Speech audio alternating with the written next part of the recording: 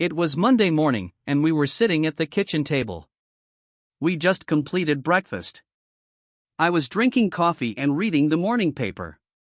My wife B asked if I may put down the newspaper. "Rob, I need to talk to you." I placed the newspaper on the table. "I am leaving you, Rob. I want a divorce." "Is this all?" I grabbed up the paper again and began reading the sports section. "I am serious." "Rob," I ignored her and she became upset. "Damn it." Rob put down the blasted newspaper and talked to me. "What is this about?" "I don't have anything to say but farewell. In any case, it's not a significant loss. You haven't been a good wife for more than a year, so go." I put down the newspaper, stood up, and entered the room I used as my home office. I got a notebook and pen from my desk and retrieved an envelope from one of the drawers. I returned to the kitchen table, sat down, and scribbled home on the top page of my notepad. Thank you, and thank God she's leaving me." I was about to put it in the mail when an idea occurred to me.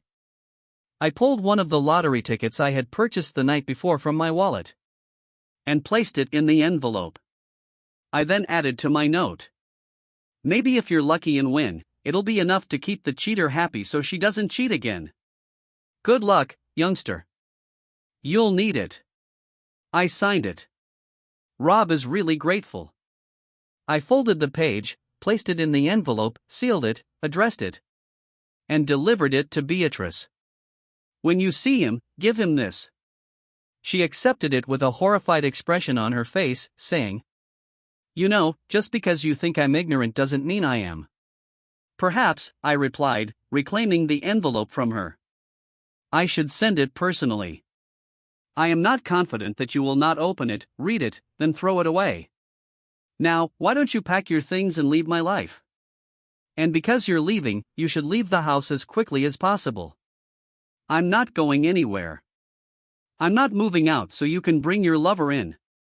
I stood up, poured coffee into a travel mug, topped it off, and left for work. Later on the way, I stopped at the bank to cancel our savings and checking accounts and retrieved the contents of our safe deposit box. Then I went to a bank near work and created fresh accounts in my name only. Next, I contacted to cancel all of our shared credit cards and arrange for new ones in my name exclusively. Following that, I resumed my regular duties. I stayed late after work, had dinner and drinks with my executive assistant, and informed her that I was back on the market in case her sister was still interested. Stella chuckled and replied, "The hell with my sister if you're single again? I want to be the first in line." Stella started as a secretary for me 10 years ago and proved so beneficial that 4 years ago I elevated her to assistant and then to justify the promotion I believed she deserved, I made her my executive assistant.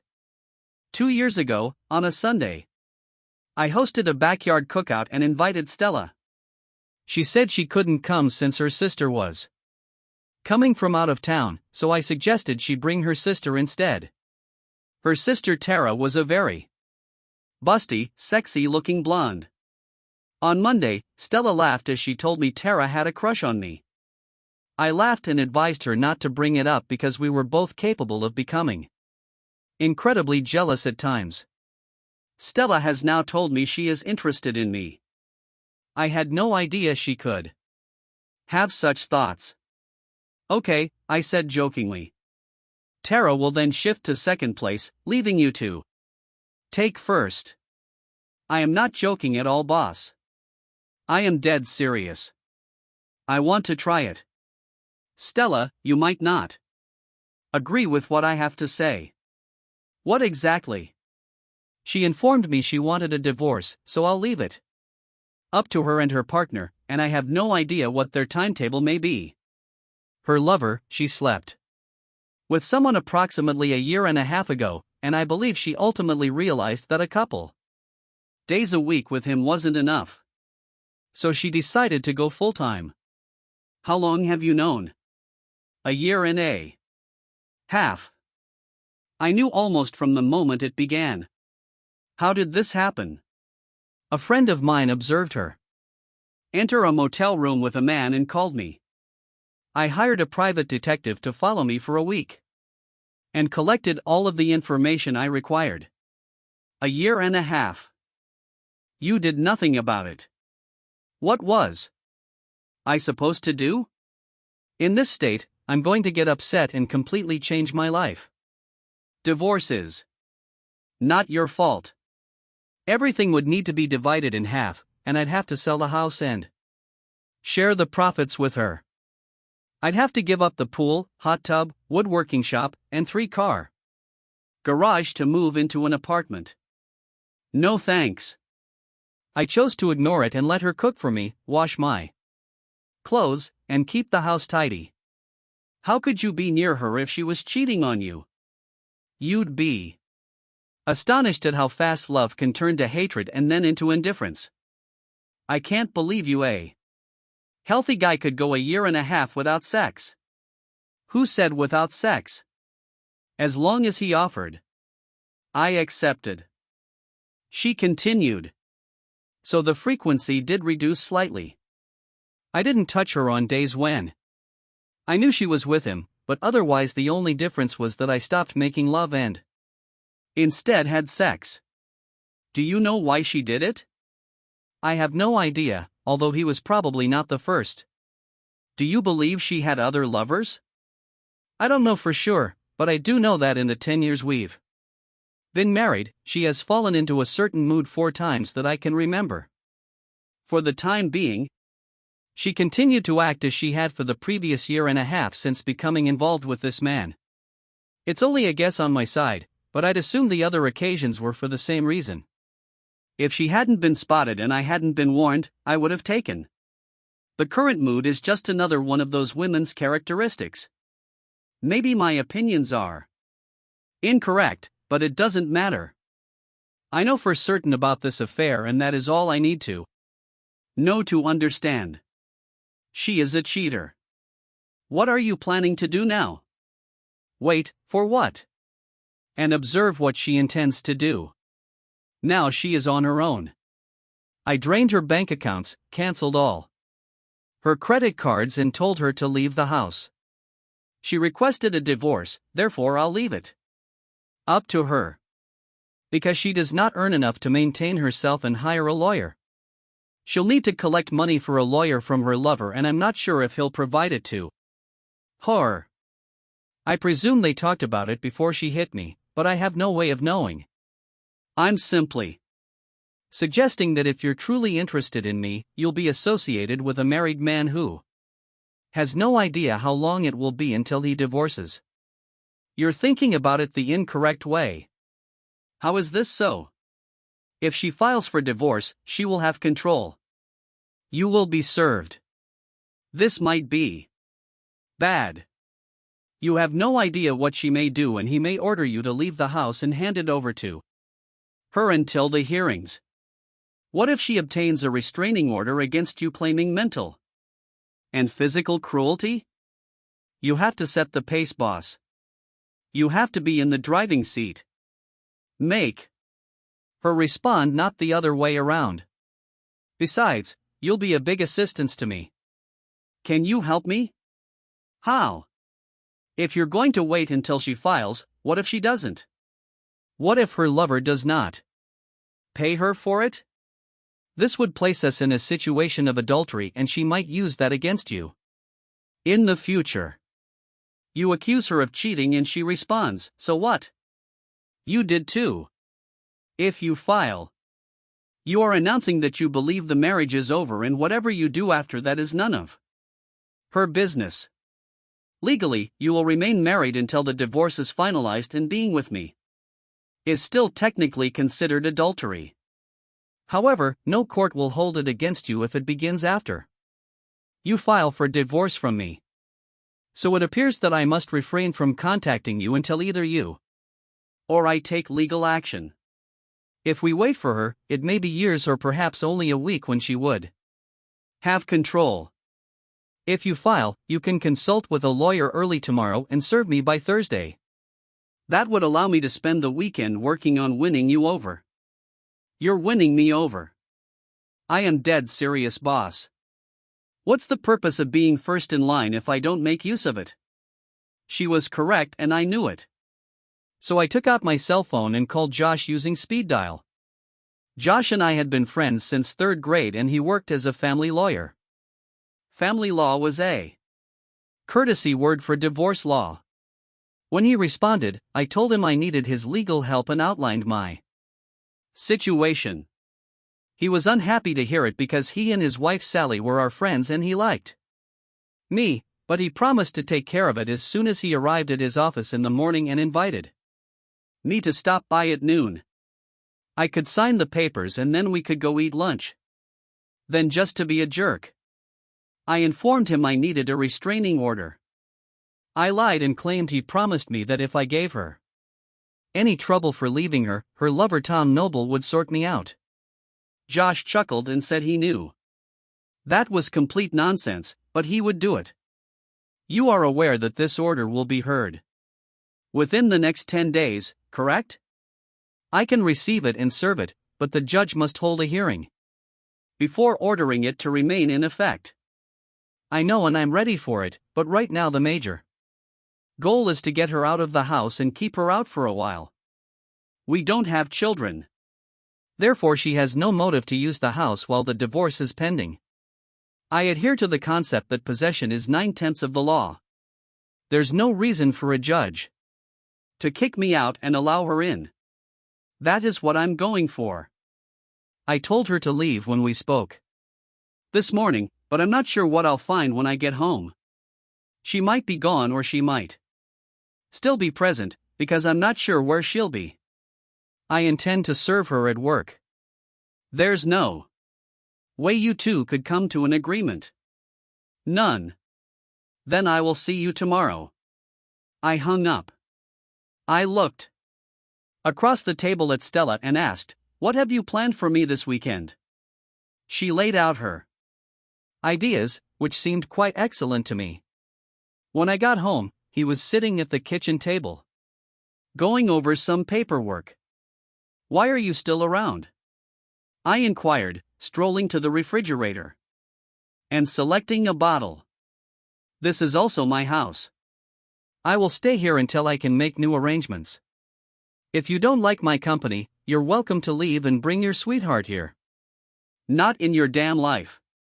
Sit down and talk about what we're going to do." "There is nothing to discuss. I know what I am going to do, and I do not care what you intend to accomplish. There are certain issues that need to be resolved." "Rob, no Beatrice.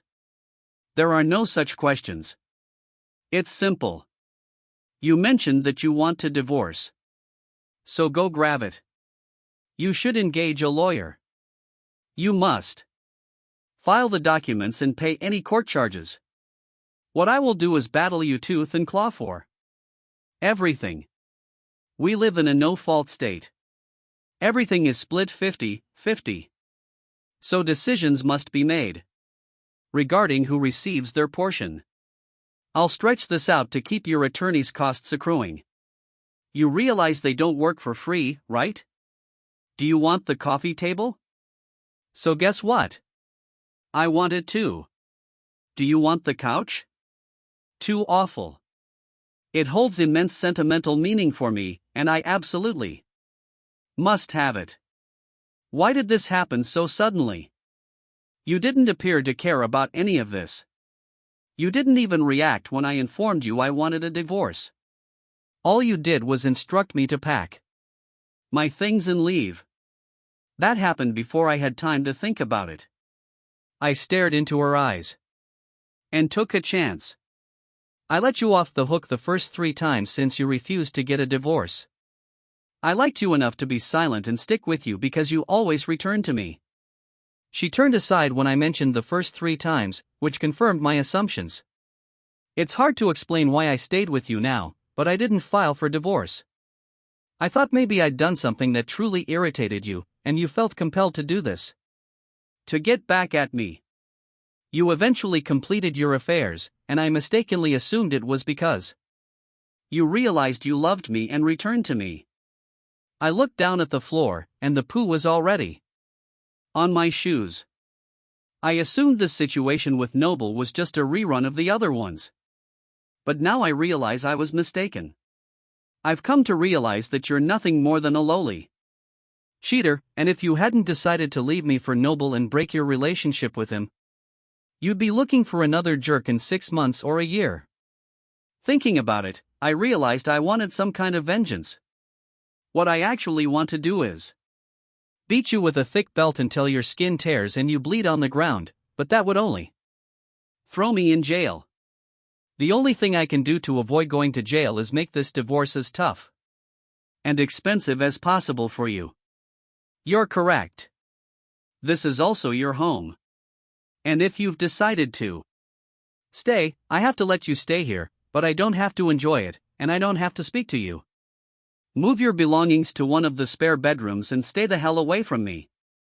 I drank my beer and headed up to our former bedroom to prepare for bed. I thought I'd fulfilled my goal. I'd given her plenty to think about, and she needed to go over everything with Noble and make judgments, which would take time. Josh would use this time to serve me while also obtaining the restraining order. I could be mistaken. Perhaps B had already met with A lawyer and the documents were on their way to me, but that is improbable. I grabbed the leftover monies when I cancelled the credit cards, and they were about what I expected when I drew cash from the bank. It was also roughly what it would have been if he had consulted a lawyer. She would have used our money to compensate him. Of course, no bill could have covered the bill. All I could do was wait and hope Josh would take the first step. I got up and left the home before B emerged from her bedroom. I went to a bed and breakfast cafe for breakfast, and while sipping my coffee, I drafted a list of persons to contact after B was served. I wasn't about to let her make myself the bad guy. I would inform everyone about the divorce and explain why it was occurring at work. Stella told me she was excited about the weekend, and I found myself praying it would happen. I met with Josh for lunch and signed the paperwork. He stated that he would go to the county building after lunch and file a petition. Do you still want her served at work? Damn right, I do. I believe it will be around 10 tomorrow. Call me as soon as something happens. I want the locks changed before she can return home. Before leaving the workplace, I return to work and make plans for the following day off. I called a locksmith and planned a rapid service for the next day. It cost me a little more, but I felt it was worthwhile when I arrived home. The base car was in the driveway, but she must have decided to stay in her room and avoid getting in my way because I didn't notice her. I woke up and left the home before B arrived. Downstairs, going to a bed and breakfast hotel for breakfast. Angie asked me where B was. I've always seen you with her, and now you're alone for 2 days in a row. You won't see us together again. We are splitting up.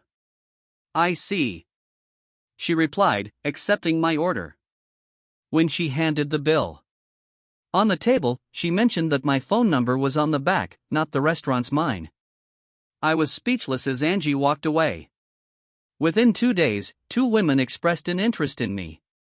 So how come I wasn't enough for the woman I married? I'll never know since I won't ask. I drank coffee and read the morning paper. Waiting for the time is normally reserved for work. Then I returned home and began packing bags and relocating into the garage about 10 to 15. Josh called to say the papers had been served. I contacted the locksmith and he arrived within 20 minutes. It wasn't even an hour later when the BDA car accelerated up the driveway. She couldn't miss the wide-open garage door and the enormous cardboard sign that read, "All your belongings are here in the garage." She remained there for a minute, staring at the notice, then attempted to enter the house, but her keys did not work. She rang the doorbell, but I did not answer, so she ultimately departed. I looked into the garage and noticed she had taken a few bags of her belongings. 2 minutes after she drove away, my cell phone rang. It was B. Hello? You are an asshole. Did you really need to shame me in front of my colleagues? It's preferable to having you disgrace me. In front of me. What the hell is this? The restraining order is ridiculous.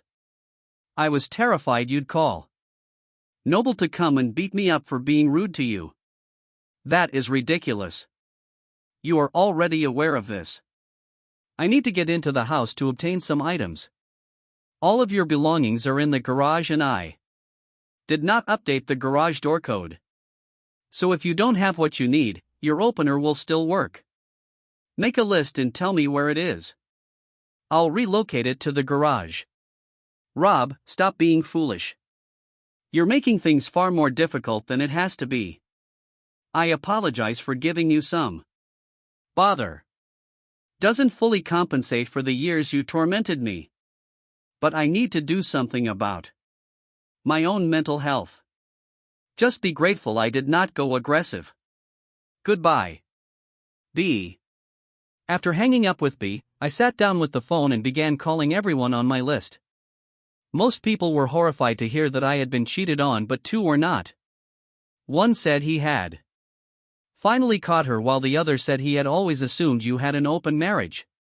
She was usually out with some guy, but you never addressed anything. I figured I could remove those 2 from my friend list. These parents were the most affected by the news and attempted to convince me I was mistaken. I've always liked them and they treated me nearly like the son they never had. But I wasn't going to let her tell them her version and make it look like everything was my fault. If I let it happen, they would think ill of me, which I did not want. After dealing with the calls, I went around the home again to gather Bay's belongings and cooked myself lunch. I had just finished eating when the guys from Erie Security arrived. Not trusting me at all and certain that she would violate the restraining order and attempt to break into the house. On Thursday, I decided to build a security system at work that included cameras. I informed Stella that we were ready to travel for the weekend. She smiled, then. Tomorrow night, dinner and dance to begin with. I smiled when I arrived home. She did precisely what I expected. She collected some of her belongings before breaking into the house via the connecting door from the garage. She wrecked the kitchen. Plates and glasses littered the floor. And she shattered several lamps in the living room. The cameras caught everything. What made me smile was seeing her take all of my clothing out of the closet, pile them on the floor, and then squat over them and urinate on them. All of this was videotaped, proving that she not only violated the restraining order but also acted intentionally and destructively. I could provide evidence at the restraining order hearing. I called Josh, who notified the police. The cops arrived, took a report, and took some photographs. The next day, he was arrested at work and transported to jail. She was fingerprinted, photographed, and hauled before the judge. She was charged with breaking the restraining order and willfully destroying private property. The judge scheduled a hearing and freed me on her own reconnaissance. Honestly, I was amazed it got that far. My date with Stella was enjoyable. And we have arranged a second meeting on Saturday. It also went well, and on Sunday we had a picnic together on Monday. There was a hearing on the restraining order. When the judge saw the security camera footage, he not only made the restraining order permanent but also required me to replace all of the wrecked property, pay for dry washing my items, and cover the cost of cleaning the bedroom. He ordered her 10 days to comply or risk imprisonment for contempt of court. Only to be a jerk. I hired the most costly cleaning company I could locate to complete the task. He disappointed me. She was able to obtain the funds necessary to carry out all of the court's orders. I never saw her arrested for contempt of court. Stella and I spent the next 2 weeks meeting frequently, but nothing more happened beyond a few kisses, some of which were rather intense. Because neither of us felt comfortable since I was still married. However, we were gradually nearing a point where things were becoming serious. We did not oppose the divorce, which was finalized in 6 months. It was a conventional no-fault divorce with everything divided equally. I refinanced the house and purchased Albie's part. I'd been saving money in a separate account for a surprise around the world trip to commemorate our anniversary, and because she wasn't aware of it, I didn't pay her anything. She was also unaware of the final 2 certificates of deposit I had placed in the safe. I purchased them with my final 2 bonus checks. I had one more minor victory. He was awarded alimony for 2 years until she remarried, although it was fixed at $100 per week, less than the $500 she had requested. This was unexpected, and Josh explained that it was because we were really fortunate with the judges assigned to my cases. The judge who presided over the restraining order hearing and the judge who oversaw the divorce were not just cousins who appeared to discuss their cases, but they also had adulterous wives in the past.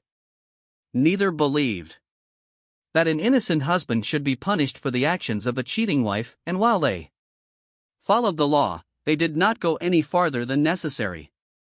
Whatever she had with Noble was apparently not very good, because 7 months after the divorce was finalized, she was living with her parents.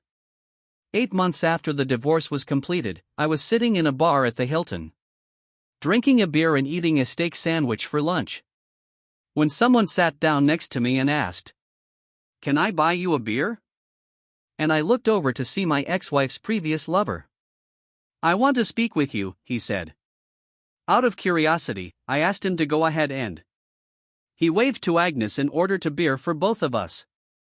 She brought them, and he took a sip, laid the glass on the bar and stared at it for a few seconds before beginning to pull the bottle label off. When a tiny pile of label parts had accumulated in front of him, he replied, "I didn't mean to mess things up for you." He continued, still looking down at the bottle. "She didn't wear any wedding bands the night I met her, so I had no idea she was married. And she certainly wasn't acting like a married woman. She was at Bud's bar with a bunch of girls she worked with, and when I asked her to dance, she consented. I bought her a drink and she urged me to join her and the other girls. I danced with her 3 more times before asking her out, and she accepted. I fell madly in love with her, and within a month we were having sex anytime we could get together.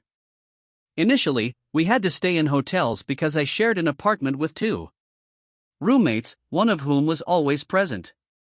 We couldn't utilize her place because she stated that she lived with her disabled mother. That was also why we couldn't see one another as regularly. She was supposed to be responsible for her mother and may only go out when someone else was available to care for her. I finally acquired my own apartment, so we stopped staying in motels. Despite our sporadic meetings, I fell in love with her and planned to ask her to marry me. I planned to buy a house large enough for us and her mother, but before I could propose, a man I knew inquired why I was sleeping with the cheater. I was ready to beat him up when he informed me he was married and had previously cheated on her husband. It appears that 2 years ago, she cheated on you with his brother. When his brother discovered she was married, he broke up with her. I found it difficult to believe, but then I received your letter. I waited a week before confronting her and she broke down in tears. She claimed she didn't love you because you were an abusive alcoholic who beat her and abused her emotionally. She stated she despised you but was frightened to leave because you had threatened her that if she did, you would find her and murder her and everyone she was with. By that point, I'd done some research and understood she was lying about her intentions to marry me. Vanished. But she was great in bed, and since you had kicked her out, I allowed her to move in with me as long as she agreed to sleep with me. Everything was fine. But when the divorce was finished and she began discussing marriage, I ended it. My parents broke up because my mother cheated on my father. She gained custody of me and eventually remarried. But then she got caught cheating on her second spouse. She got married a third time and cheated again. I absolutely believe in the saying, once a cheater, always a cheater, and I told you that. I told her that as long as she was alright with a friends with benefits relationship, we would be okay, but nothing else. About 3 weeks later, I returned home from work and she was gone. He took another sip of his beer and remarked, "There are rumors that you were aware of her and my relationship from the start. Why didn't you divorce her right away? You expressed it yourself. She was really good in bed. I decided to let it be. I'd have sex while someone cooked, cleaned the house and did the washing. It probably would have stayed that way if she hadn't told me she was leaving and requested a divorce." He took another sip and continued, "I never expected to say this to you, but I miss having her in my bed."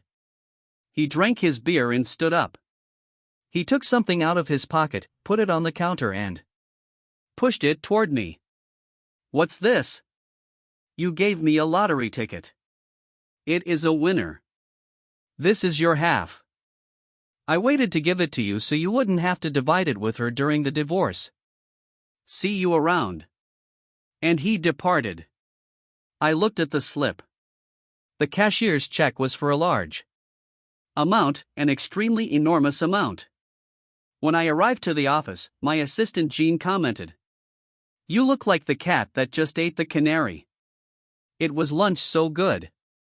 Lunch was fantastic. All right. Jean, my helper Stella, no longer worked for me. At least not in the office. When the twins came, she was at home painting the room that would become their nursery. Here is the next story. She interrupted him. "It should be my choice, not yours. Your newspaper previously stated that they will do that." "Yes, I understand, but I also have a personal stake in this issue. What if something occurs to you as a result of the photos I take? How do you suppose I'll feel? Please give it some time. Perhaps your memory will recover on its own." She groaned heavily. Frustrated. "Okay, if you're not going to take the photographs, please leave. I'll phone another newspaper. I'll find somebody who will." This made him enraged. One item. "You certainly haven't forgotten how to be stubborn," he mumbled. She couldn't help but chuckle quietly. "So will you take photos, or should I ask the nurse to phone another newspaper as stubborn as she was?"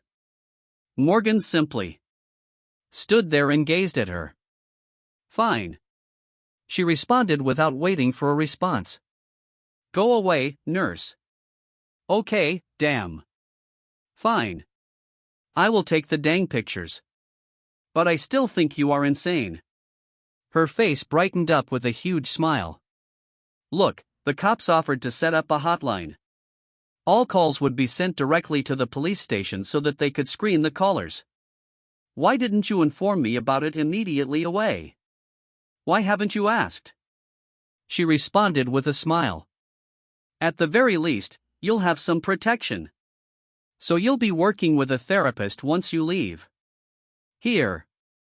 "I am not sure," she said. "The hospital is attempting to obtain monies from the Medicare Emergency Fund to cover hospital costs, but they are having difficulty without a social security number.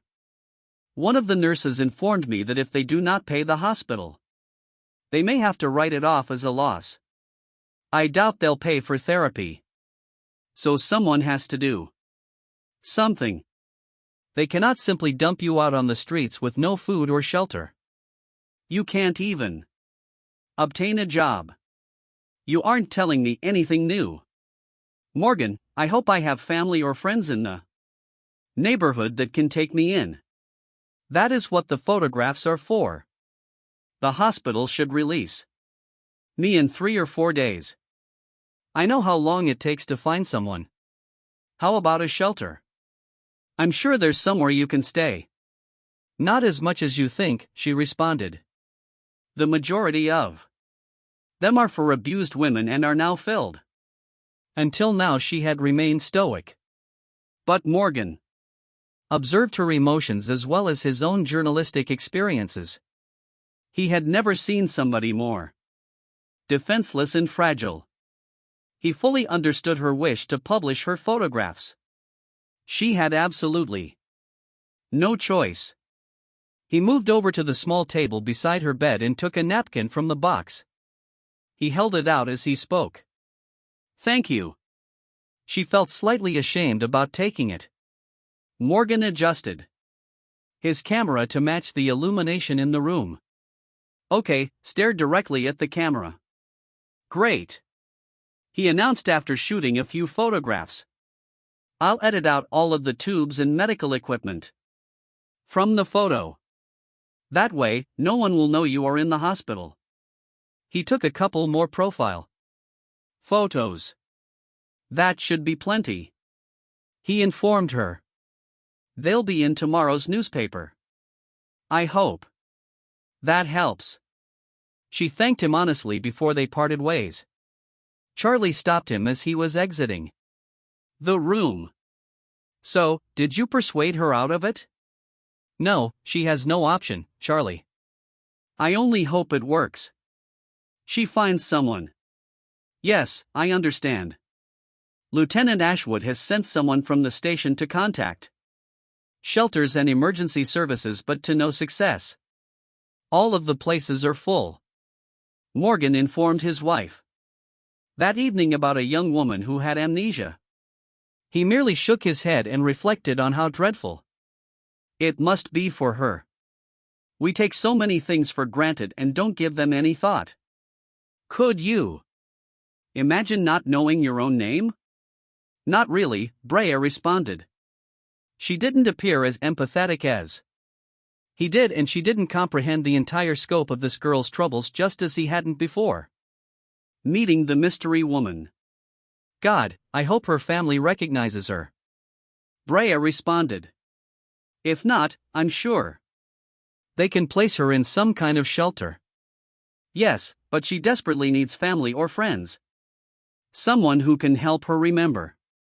Morgan arrived at work first thing the next morning. Normally, his first stop was the newsroom to pick up assignments, but he walked past the elevator to the fourth floor and into the press room where newspapers were still flowing off the production line. He grinned and waved to one of the cameramen, then took the newspaper. The fourth floor was half empty, but Andy was at his desk, sorting out his daily chores. He checked his watch when he saw his favorite photographer depart the elevator.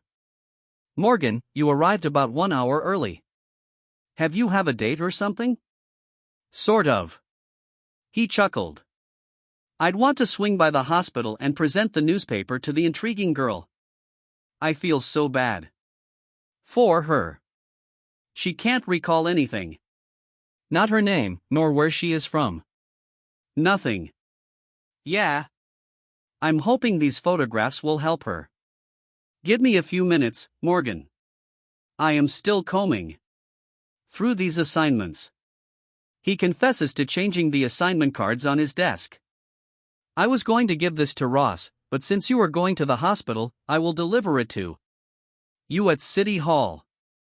There is a news conference set for 10 a.m. This will allow you to spend some time with your mysterious girlfriend. The boss will also be there." "Yep, that's great. Thank you, Andy." He went as soon as his boss handed him the remaining responsibilities. "Are you still around, Charlie?" "Hello, Morgan." "Yeah, still here all day, not particularly fascinating. McMaster will relieve me at 330. It looks like she'll be released the day after tomorrow. Then I'll go back in the patrol car." "Is that a newspaper?" "Yes," he said, opening it to the first page for Charlie to see. "Great. I hope this works." "Yes, do you know if they have found a location for her?" "Just in case." Charlie said, "I don't think so." Morgan came in and was lying with her eyes closed, not wanting to be disturbed. He gently arranged the newspaper on the sheet. When she sensed his presence, she opened her eyes and smiled. "I think you'll want to see this," Morgan said. Pointing to the newspaper, her eyes brightened up, and she eagerly opened the newspaper to the front page. "Morgan, you're good at taking photographs." "Thanks. Is it out yet? Or is it right off the press?" "It will be ready in half an hour." "Okay, perfect. Wish me luck, Morgan." "I wish. I genuinely hope this works for you. Everyone is pulling for you just in case. Do you have a backup plan?" "Not really. I know the cops are still trying to get me into a shelter, but as far as I know, they haven't had any success. Charlie outside informed me that numerous shelters had to be shuttered owing to a lack of money while others remained overcrowded. They are collecting money for me so that I would have something to start with." "That's an excellent idea. I could do the same thing at the newsroom. I'm not sure if I would ordinarily take charity." She spoke with a little smile. "But I'm in no position to refuse right now. Anything you can do will be highly appreciated." Morgan was ashamed that he hadn't thought of it himself. Time was running out, and he couldn't return to the newsroom until mid-afternoon.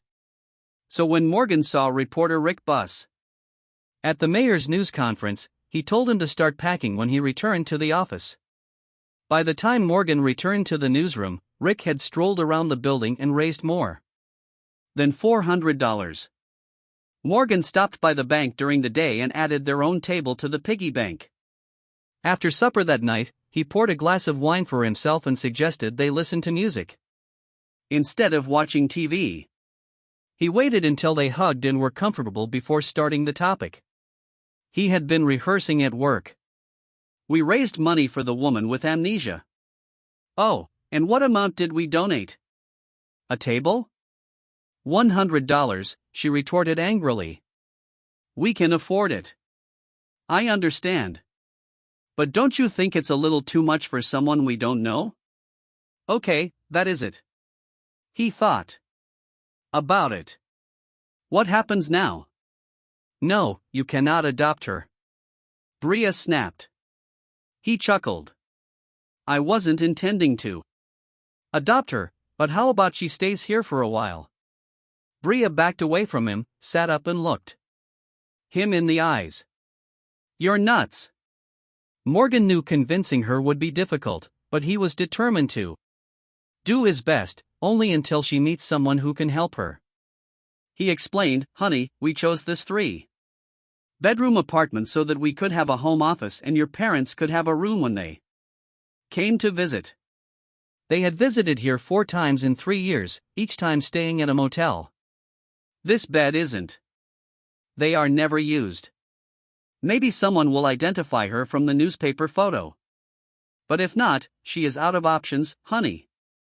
She can't even obtain a room because she doesn't have identification. We can't just leave her to die somewhere, something in the ditch."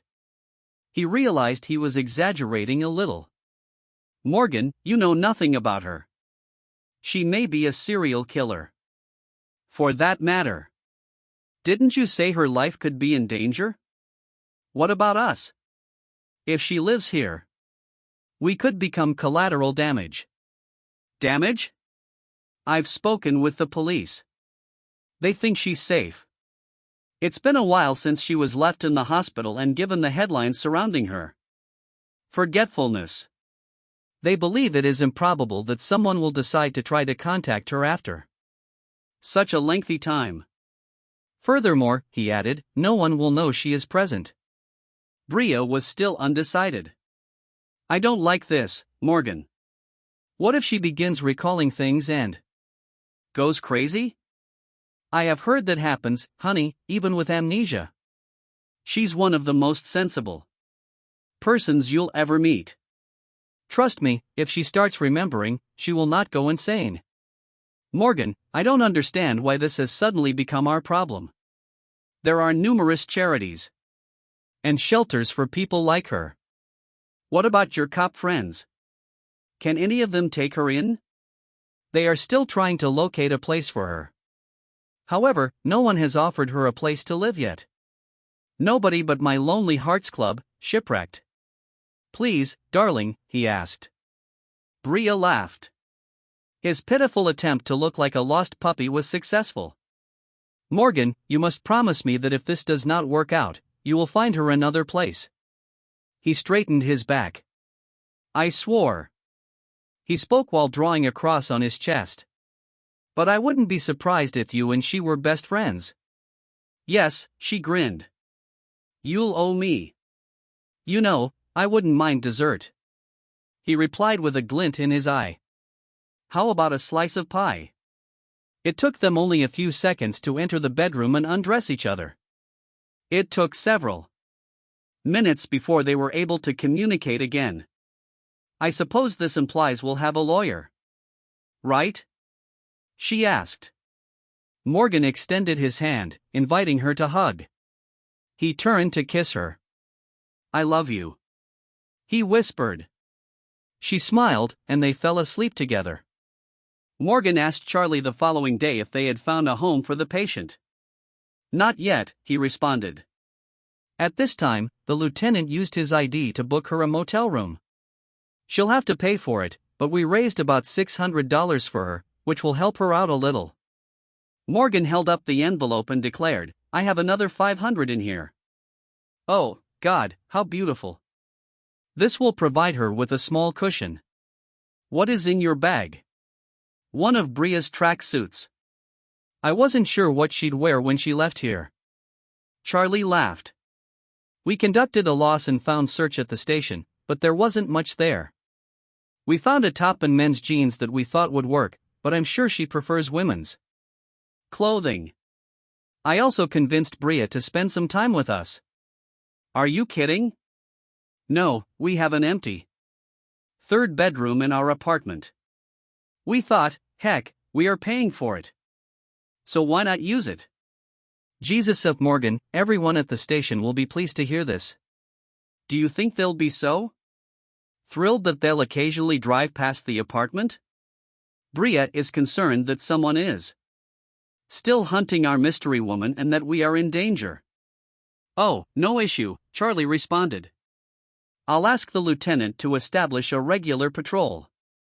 He was going to do this for whichever motel she was staying at, so I'm sure he wouldn't mind switching to your complex. It would be greatly appreciated. Charlie, seeing a patrol car from time to time will make both women feel much better.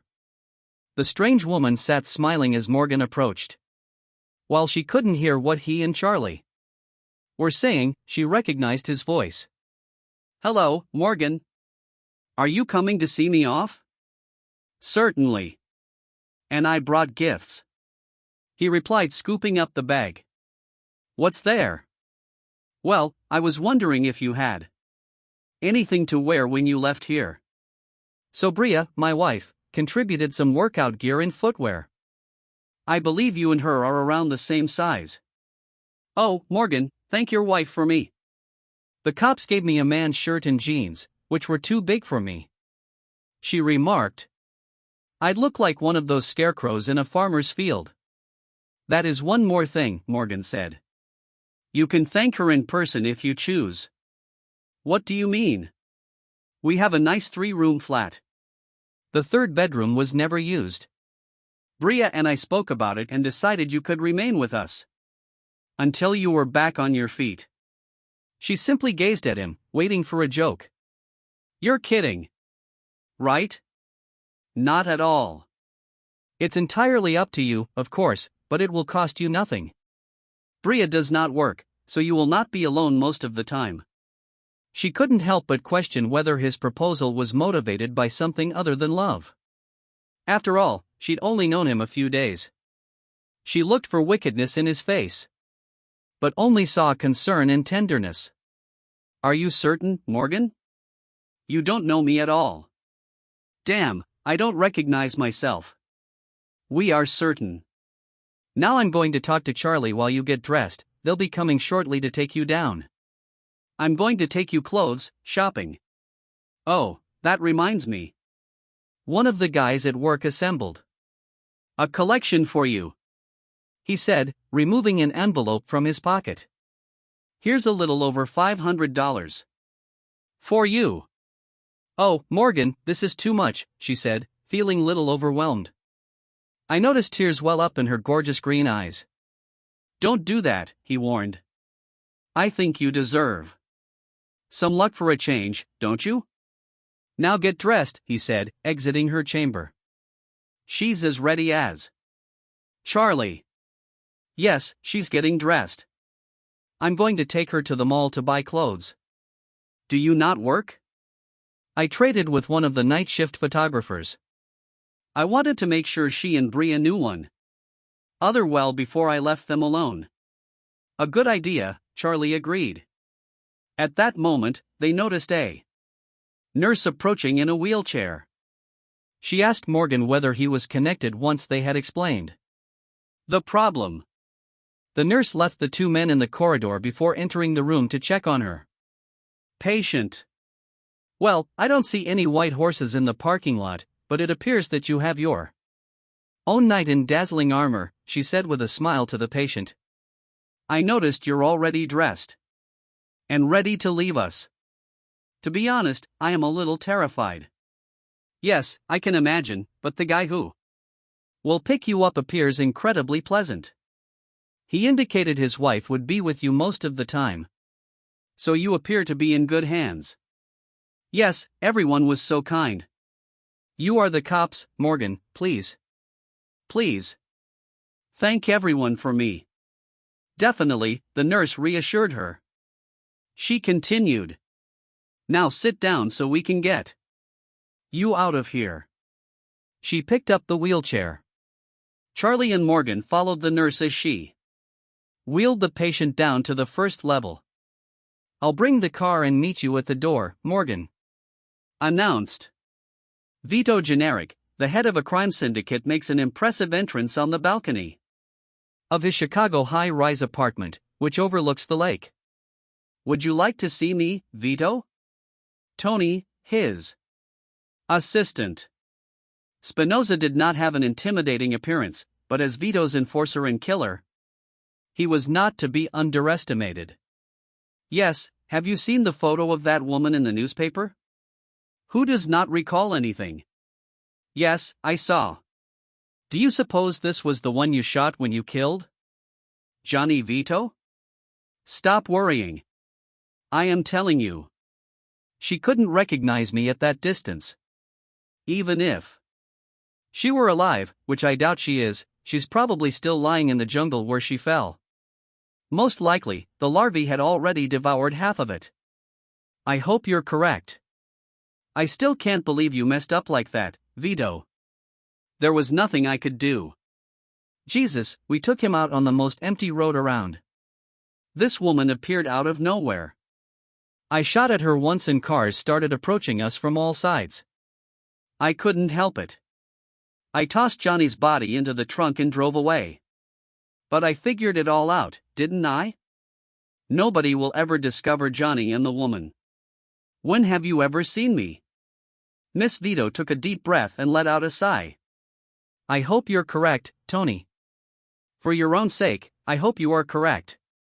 Morgan noted that the mystery woman fit into the tracksuit almost as well as his wife. Do you have money? Yes, here they are, she said, holding up the envelopes. Do you have any ideas where you want to go? Do you have any brands in mind? Not at all. I can't think of a single retailer that sells reasonably priced clothing. I need to save as much as possible, she replied, glancing through the envelopes. Okay, let's head to the Target. It's not far away. What name do you prefer? She did not grasp the question. Target will suffice, I suppose. No. I mean for you. You will need to select a name at least temporarily. We can't keep calling you a mysterious woman. Oh yes, I didn't consider that. I do not know. What about Linda? Linda, this is it. Don't you Prefer something more exotic, such as Lucretia or Barbarella? She laughed. No, that is enough. Just something easy that I can recall, she said with a little grin. I hope I won't have to use it for long unless it's my real name. Of course, she laughed softly again. Morgan questioned whether he could maintain a sense of humor in her circumstances. Morgan saw in the store that her hands-on approach extended to her buying habits. She chose 2 pairs of jeans that were appropriate for working around the house or garden, 2 sets of casual pants and 2 lovely skirts. She then discovered a variety of blouses, each with a unique style that could be worn with any pair of pants or skirt. Morgan allowed her some privacy when it came to underwear but advised her to go with something practical rather than lacy. Finally, she walked to the shoe area and selected a pair of sneakers and 2 pairs of casual low heels. Morgan believed she was going to cry as she paid the $300 charge. This amounted to about 1/3 of her whole income. Bria was waiting for them when they returned to their apartment. Morgan introduced them with Linda's new name. She was still blown away by their warmth and generosity. Bria, I'm not sure how I'll ever be able to thank you and Morgan enough. I never expected anything like this, she informed them both. Bria said, We're glad we could help. Listen, Morgan needs to leave for work in an hour, so I'm making lunch for all of us. Are you hungry? Oh yes, I am starving. I just recall hospital meals. UG. Bria replied with a nasty expression. Well, it's only soup and sandwiches. Nothing exceptional. But it's much better than hospital meals. Bria had never considered it before, but when they sat down to eat, she understood how difficult it was to communicate with someone who couldn't recall anything. What the hell are we talking about? She had a thought. Fortunately, Linda had a keen mind. So how long are you married? 3 years. Bria replied cheerfully. 3 long and awful years. Hey, Morgan interrupted her. He understood she was joking, but he needed to show his unhappiness. Bria laughed. No, I am just kidding. I could not have asked for a greater man. This foolish idiot is my favorite person ever. I have only known him for a few days, but I agree. He was fantastic. Okay, ladies, you just then his phone rang. He completed his sentence before responding.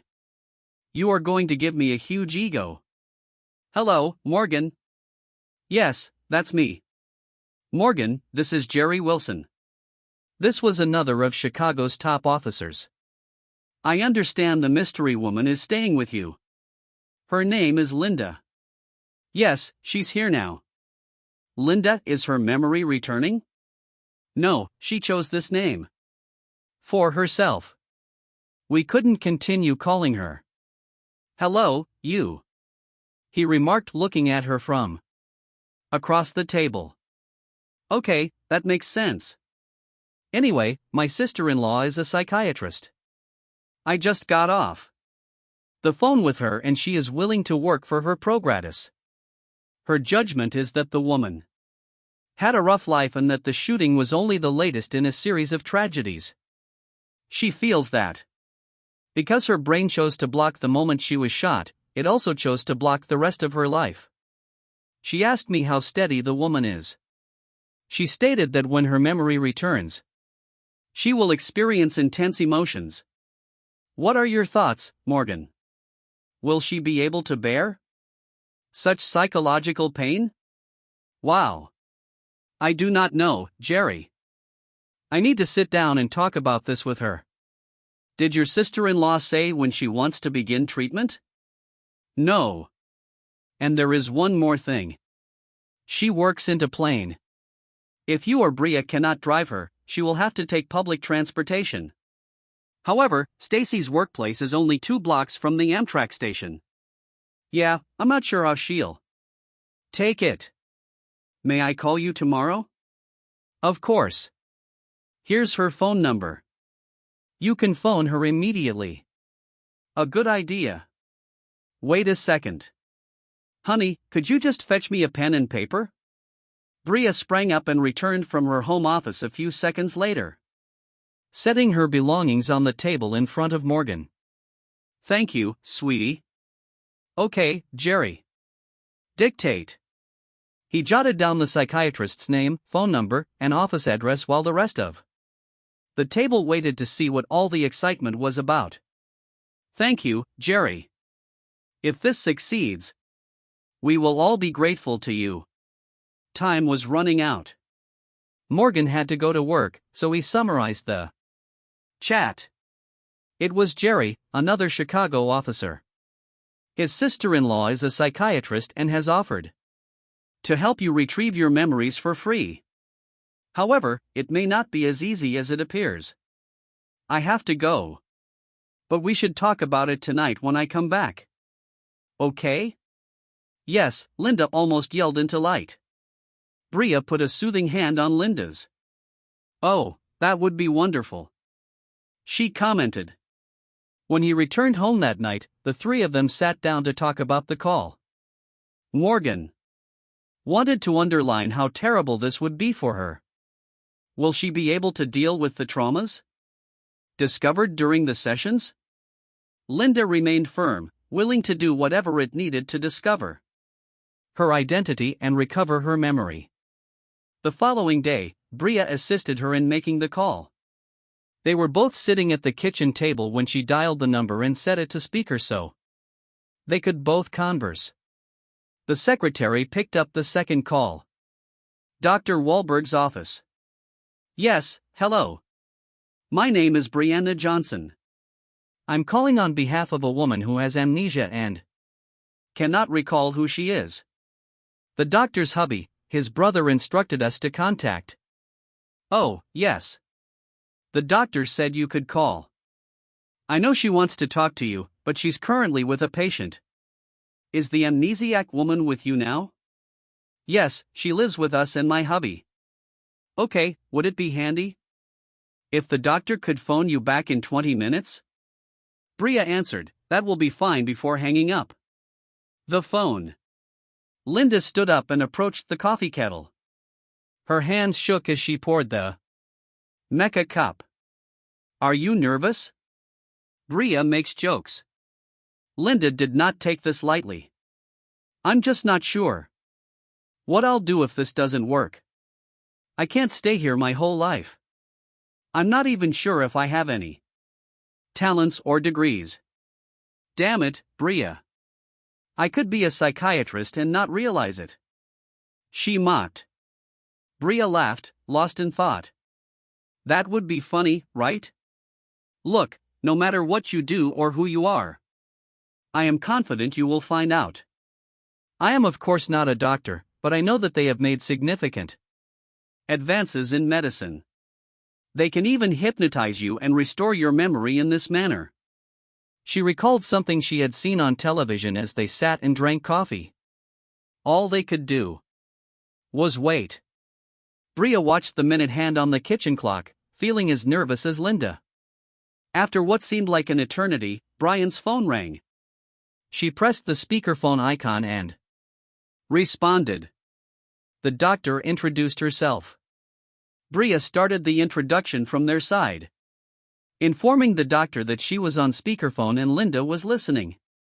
Dr. Wahlberg emphasized the emotional anguish she expected the patient to endure. Linda bravely stated her willingness to do whatever it took. They then talked about scheduling and logistics. Linda realized how difficult this could be by the end of their conversation. She scheduled an initial appointment for the following day, and Bria agreed to drive her. When Morgan returned home later that night, Linda had already gone to bed. But Bria had told him everything.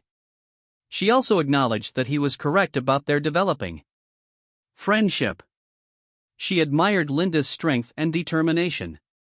I'm not sure how she copes, she told Morgan. I would be completely terrified. Linda walked slowly towards the kitchen the next morning.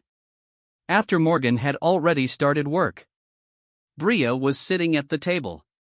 He looked tired. Didn't sleep. Well, no, I just couldn't turn off my brain last night. I kept thinking about today, she said, walking over to the coffee pot and pouring herself a cup. I also realized that I forgot to buy something at the store. What exactly? Rob? Oh, I have an old robe hanging in the back of my closet. You can take it. Really? Are you certain? You've already done so much for me. He's yours, Bria said. Thank you. I hate getting fully dressed before showering. Has Morgan already left? Oh yes, a long time ago. He starts at 7 when he's on the day shift. The two women talked for a little while longer before Linda headed to the shower.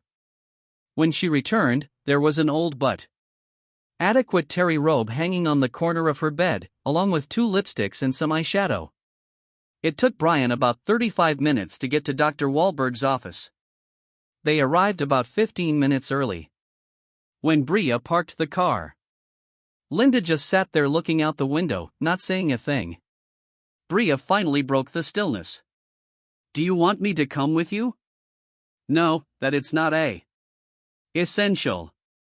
I'm just a little scared, I guess, maybe. No, I'm going to do it. She affirmed more for herself. Just being here, what if I find out something really bad about myself? I seriously doubt that is the case. Now go. You can do it, Bria told her. Linda turned her head and glanced at her new acquaintance. You're right, she remarked with a sigh. So what are you planning to do while I'm there? You won't be waiting here in the parking lot, correct? No, there's an excellent retail mall nearby. I'll probably just walk past a window shop. I will be returning in an hour to take you up. Okay, Linda said, opening the door. See you in an hour. Bria saw her friends straight in her back and stride confidently into the building. Linda went inside and glanced at Dr. Wahlberg's office. Number. A nice young woman greeted her as she entered the office. Hi, you must be Linda. She replied with a warm smile. The new patient smiled back. For the time being, that is who I am. She chuckled. The young woman tapped a button on the intercom. Dr. Linda has arrived for an appointment. A woman in her mid-40s stepped from the door behind the secretary's desk, dressed quite professionally. She approached Linda with a grin and an extended hand. Hello, Linda. I'm Dr. Wahlberg. Please come in, she said, indicating the way. I offer her a drink of water. Before beginning the therapy, the doctor made sure the patient was comfortable. Linda, have you remembered anything about your past since our last conversation? Nothing is fine. As we proceed through our sessions, your memory will most likely begin to return in rapid bursts. It can be as short as a few seconds or as long as several episodes. It is rare for complete recollection to return at once. This usually occurs in chunks. If you remember something briefly, attempt to figure out what prompted the recollection, something you saw or heard, a fragrance or a sense of déjà vu, something triggered the memory. Always have a diary with you. If you recall something, write it down along with what you believe caused it. This was extremely encouraging for Linda. Her doctor appeared knowledgeable. Doctor, what are the chances? You know I'll remember. Very good. In fact, she responded immediately. There may be things that your mind refuses to recall. But I am confident that we can reconstruct the majority, if not all, of your past life. My friend mentioned hypnotherapy. Yes, it is known as regression therapy, but there are several Different types of treatment and each person responds differently. We'll start with the most common method. This is known as cognitive therapy. It's like mental exercise. I'll give you things to read, puzzles to solve, tasks to complete, and situations in which you must make decisions like these. At first, it may not appear to be related to memory retrieval, but as the mind expands its thought processes to cope with the additional load, it stimulates the subconscious and awakens dormant parts of the mind. This takes time, and I do not want you to become impatient. You have to trust me. Can you? Yes, of course, Linda replied. Can you guess the time frame when I will be able to remember something? My real name would be nice. No, I'm afraid not. It could happen next week, next month, or next year. Are you ready to start? Absolutely, she replied enthusiastically for the rest of the hour. The doctor played association games with her from the answers Linda gave. The doctor realized that the young woman had indeed lived a difficult life for the first time since waking up from her coma. Linda felt hopeful as they concluded the session. Bria was waiting for her in the waiting room. Well, how did everything go? Well, I was born in Oklahoma. My father is a cattle farmer. She found it difficult to keep a serious face when she saw how break. Her jaw dropped and she started laughing. God, Linda, you tricked me. I understand. She laughed again. You swallowed it like candy. Linda turned to the secretary, who was also giggling, and made the next appointment. On the way home, Linda asked to stop at the store to buy a diary and some pens. As soon as they returned to the apartment, Linda changed from her skirt to jeans and grabbed the vacuum cleaner.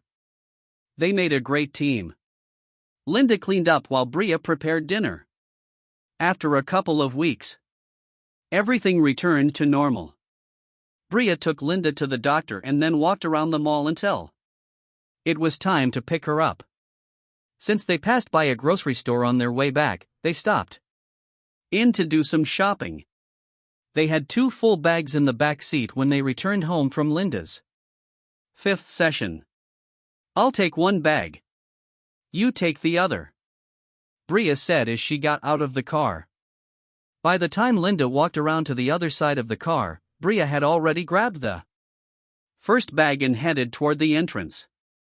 Linda leaned into the back door of the car to grab her second bag when she heard the voice of a young man standing 2 cars away looking in the other direction. I'm telling you, it's her, alive and well. Hey, you're the one who said the bitch was dead anyway. Linda instantly saw a vision of a dark guy hovering over her. She shouted, dropped her purse, and hurried past Bria, who had just opened the door to the flat. Linda! What happened? She had no idea what had happened, but Linda was panicking. Bria hastily laid the groceries down and followed Linda into her room. Linda sat on her bed, wrapping her arms over her knees and pressing them tightly to her chest. She swayed back and forth, just staring into space. Bria sat down next to her and slowly began to stroke her back with soothing gestures. Linda, what happened? Did something happen in the parking lot? Linda did not answer, continuing to stare into space. Did you remember something? Linda stared at her companion and nodded slowly. Oh, God. Really? Do you recall what happened to you? I overheard him. This is exactly what he stated. The bitch is already dead. I overheard him. He was only in the parking lot.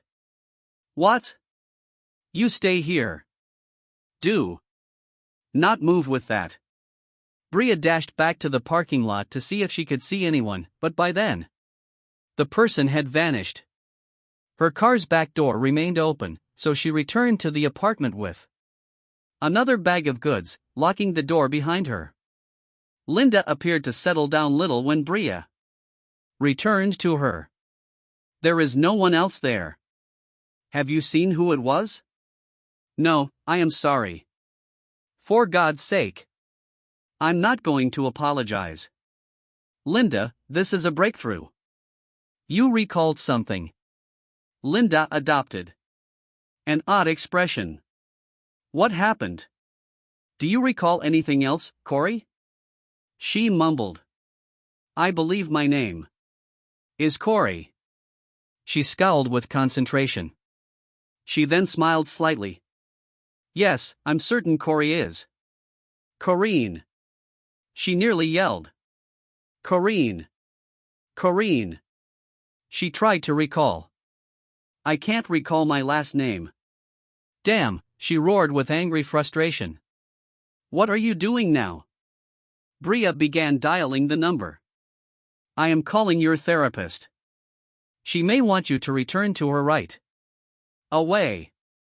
Unfortunately, Dr. Wahlberg had a full schedule, but she instructed them to ensure Linda documented everything she saw that triggered the memory. Bria then phoned Morgan. She rarely called him at work, so he knew it was important. He pulled over to the side of the road and said, What happened, honey? Everything's fine, darling. Linda's name is Corrine. She continued the story, explaining the entire thing. Morgan told her to call the police right away and have them send someone to the apartment to take a statement. The lieutenant and patrolman were still present when Morgan returned home. He was surprised to see someone of such high rank. Morgan had only met the lieutenant a few times. Morgan met the patrolman after the lieutenant introduced him. Morgan, alarmed, sat down with the others. What is going on, Lieutenant? Do you think the person who shot her lives in this complex? It is possible. Morgan. At that point, another person entered the apartment, uniform, officer. Sir, I believe we found the car with the video. The lieutenant looked up. Video? Yes, sir. From a hospital, the vehicle that took her up. The lieutenant stood up excitedly and looked at the other cop. You stay here with them. He barked. Morgan followed the two officers outside. Sir, it's the same make and model, same color.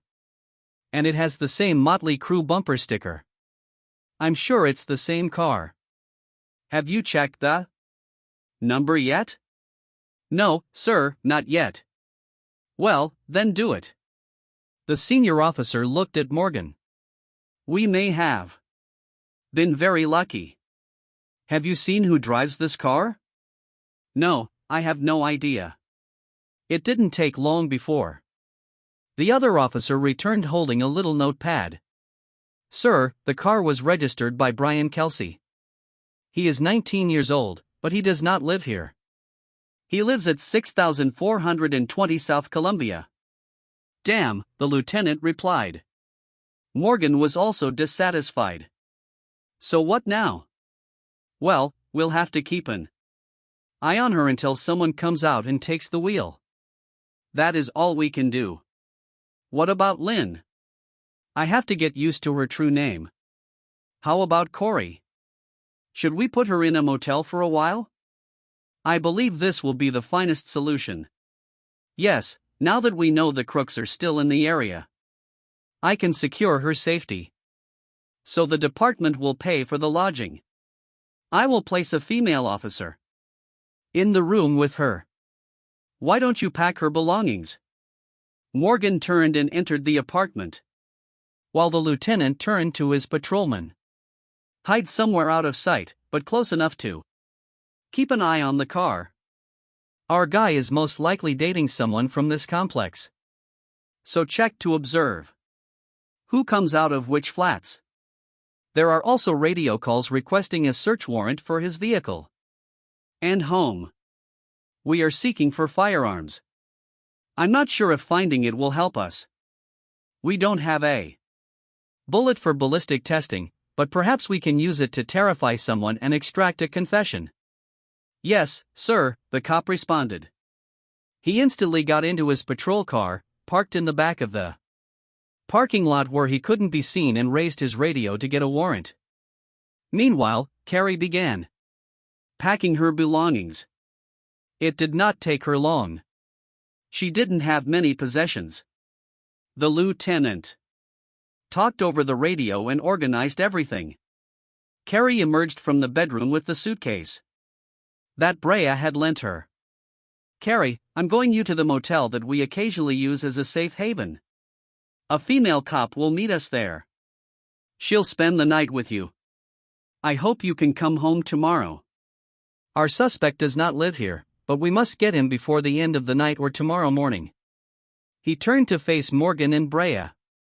And how about you? Do you want someone to stay in the flat with you? In case someone comes by? Morgan stared at his wife to find out what she wanted. She smiled. She is confident in her hubby. We can manage it, she assured Lieutenant Ashwood. Are you certain? Yes, thank you, Lieutenant, but we'll be okay.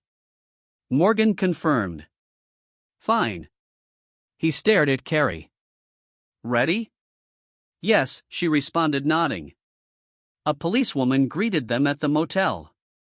She was normally dressed in uniform, but when she received the assignment, she changed into civilian clothing. They were assigned a room on the second floor, which both policemen thoroughly inspected to ensure that everything was in order.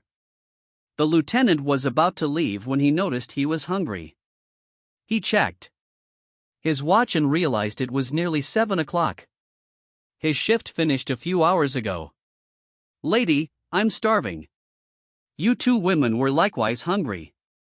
A menu from a nearby pizza was placed on the small corner table close to the telephone.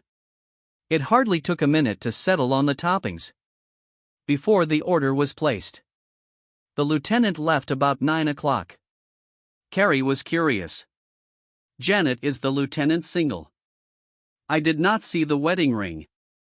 Janet understood she shouldn't share her boss's personal information. But they wanted to talk about something. He recently divorced. Quite ugly. She accused him of everything, even extorting free services from ladies with easy virtue, all kinds of horrible things. I know it was only vengeance. Believe me, there are a few of us who are not paragons of morality, but the lieutenant is not among them. He's definitely one of the nice guys. His wife was discovered cheating. Sometimes people are so foolish. We have been trained to identify lies. Despite knowing this, she continued to lie to his face. He immediately understood. It took him less than a week to discover who she was sleeping with and capture them in the act. It's sad, Carrie said. He seems like a lovely man. He is such a... It's not easy to marry a cop. Especially a nice one. I sometimes feel terrible for my hubby. I know he worries all the time. He worries every time I walk out the door that he won't see me again. This causes stress. Many of us are also difficult to speak with. We are trained to keep our cool and constantly try to diffuse the situation, but we're still human. Let me tell you what happens when you try to calm someone down on the street and they yell at you, call you vile names and spit in your face. She waited for a deep breath. Let's just say it's quite difficult to maintain composure. We need to do it. But you've been boiling with rage all day. So by the time you get home, you're prepared to rip someone's head off.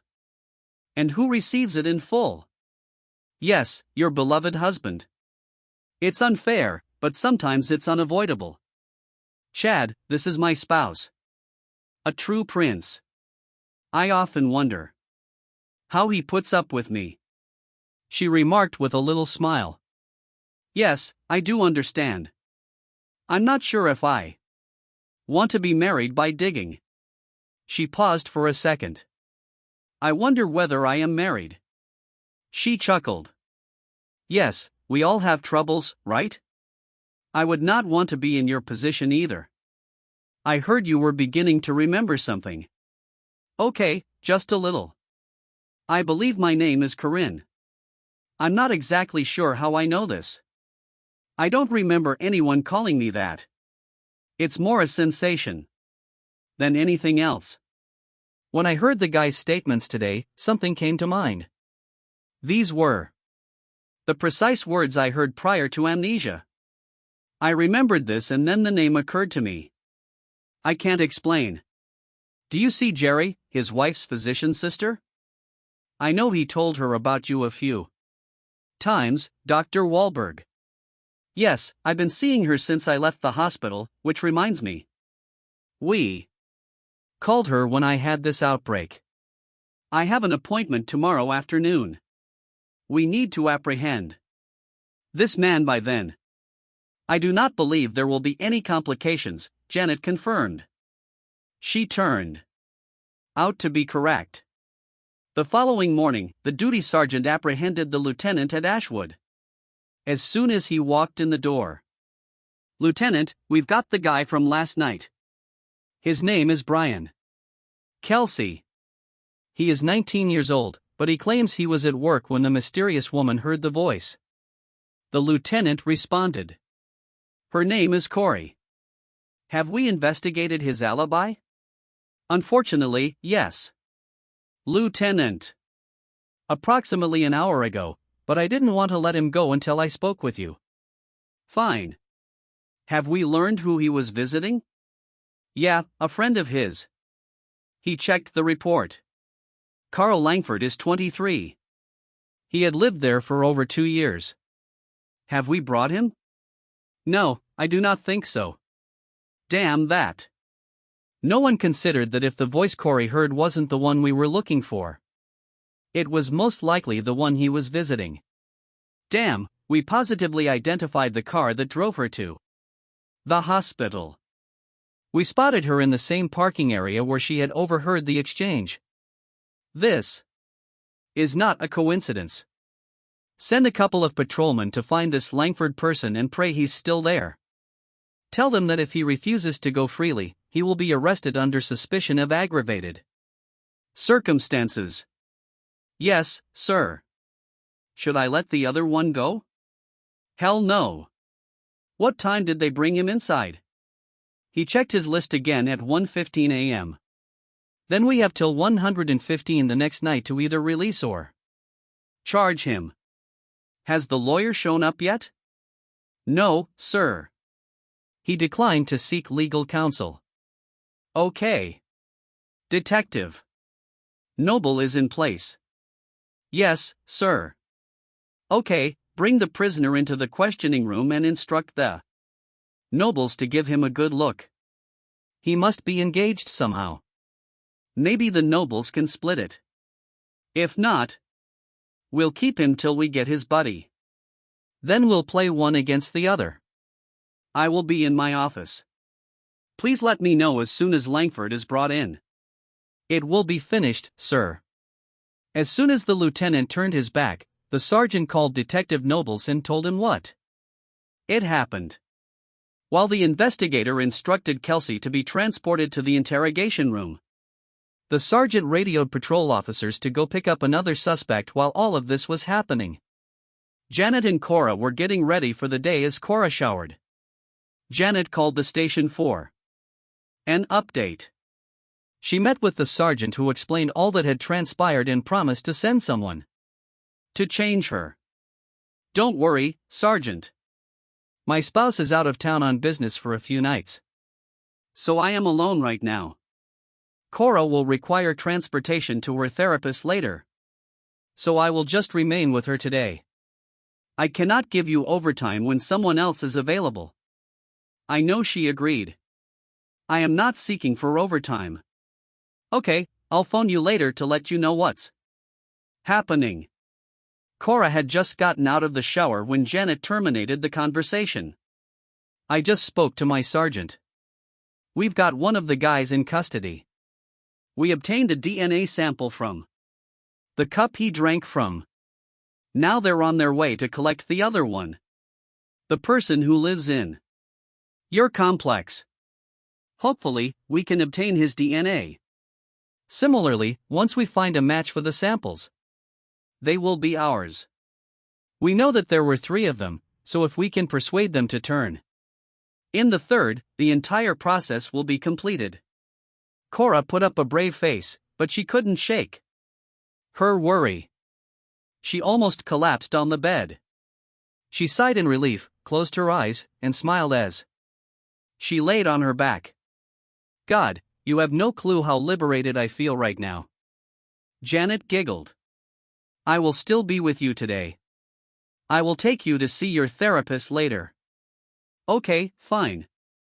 Can I use your phone to contact Bree and tell her she doesn't need a ride while you get in the shower? Certainly. Can we go grab breakfast once you're done? I am starving. Absolutely. Give me 10 minutes. Bree sounded upbeat when Cora told her the news. Okay, thank you for telling me. I was looking out the window when you called. There are 3 patrol cars there. I suppose they're here to arrest that person. I can't believe he's been living here this long. Yeah. It's a little terrifying.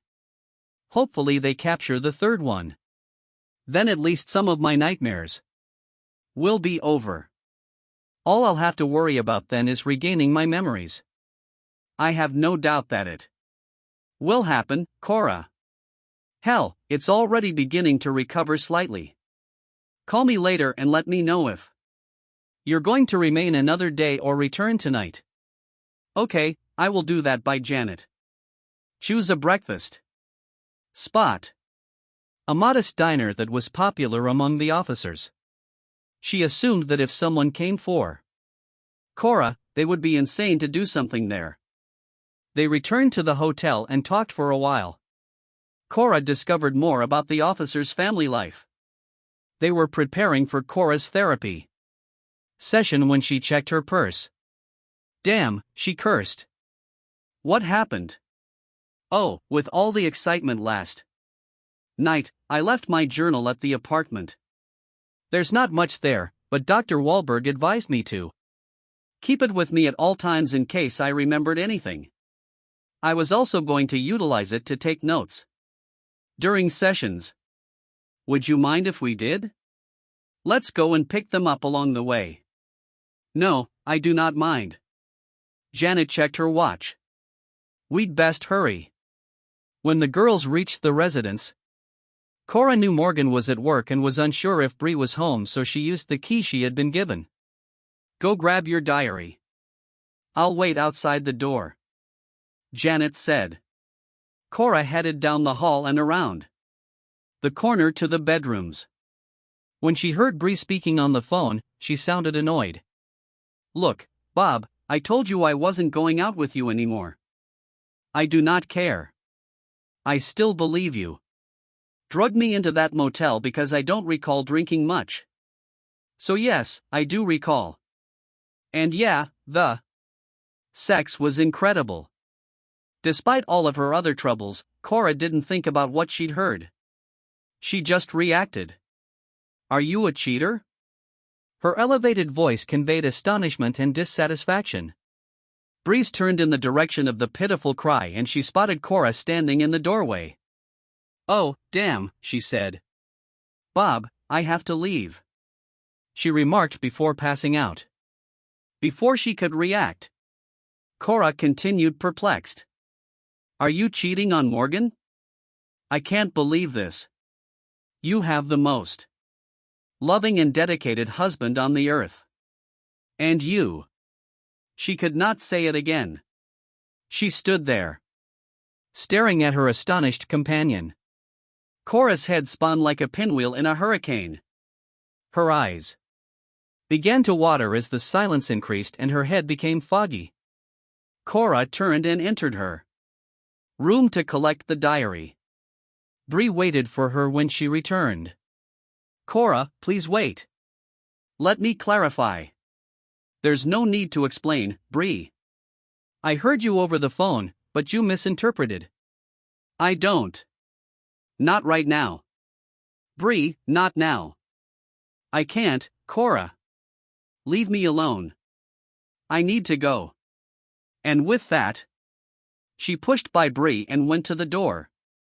Janet noticed her and immediately felt concerned. Is everything okay? What happened? Nothing. Cora responded. Just let's go, she said as she walked by the female cop and out into the parking lot. When they got in the car, Janet asked Cora again. Are you sure everything is fine? Did something happen down there that I should know about? Cora remembered Janet freely discussing the lieutenant's family troubles and he didn't want to give her anything else to talk about. No, Janet. I apologize if I was impolite. There is no need to worry, honestly. Okay, Janet responded. The stroll to Dr. Wahlberg's office was silent. Janet entered with Cora and announced that she would be waiting in the waiting area. Dr. Wahlberg instantly detected Cora's depression. You appear upset. Are you starting to remember something else? She asked. Cora fiddled with her hands unconsciously as she sat down. Her mind was so preoccupied that she almost didn't hear the doctor's query. No. Whatever we talk here will remain private even if it does not involve my recollection, right? Yes, that's correct. What is bothering you? The doctor paid close attention to Cora. The delighted young woman nibbled her nail as she gazed at the floor. She was playing with her hands and biting her nails, which she hadn't done during previous visits. Something was seriously bothering her. Cora took a big breath before beginning. The people I'm currently staying with are lovely. I was a complete stranger to them, but they invited me to stay. Took me shopping. I did not pay for groceries or rent. Nothing. They literally offered me a place to stay. Life is free until I figure it out. How can I thank someone for something like that? Dr. Wahlberg realized it wasn't simply about thanking her friends. Do you feel compelled to thank them right now? Isn't this something that can be accomplished over time? Cora raised her head and stared at the doctor, tears in her eyes. I just discovered out she's cheating on him, she remarked in a flat voice despite her years of experience as a doctor. This took her by surprise. Oh, she said. What shall I do? Cora pleaded.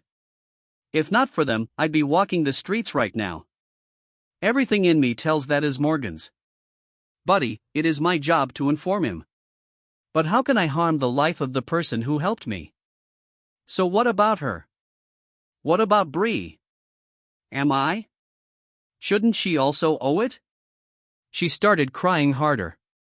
Why? Why is she doing this to him? He is quite sweet and adores her. If I tell him, he will die. Doctor, by this point, Cora's tears had started to flow steadily. Dr. Wahlberg rose up and proceeded to the table in the corner of the room, pouring a glass of water. Here, take this, she said, offering it to Cora, taking a box of Kleenex from the table. The doctor positioned them next to the crying patient. It took Cora a few minutes to relax. What should I do, doctor? You presumably see similar things all the time at work. Tell me what to do. Please, I wish I could, Cora.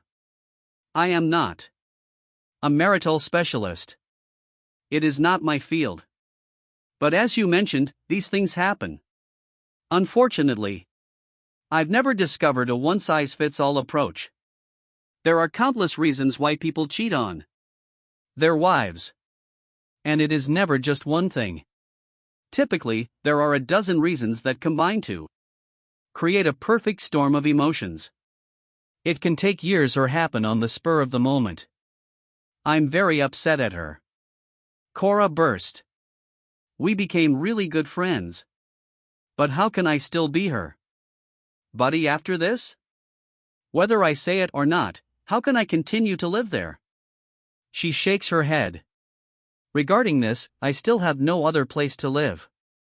But it does not seem proper to me to remain silent and continue living there.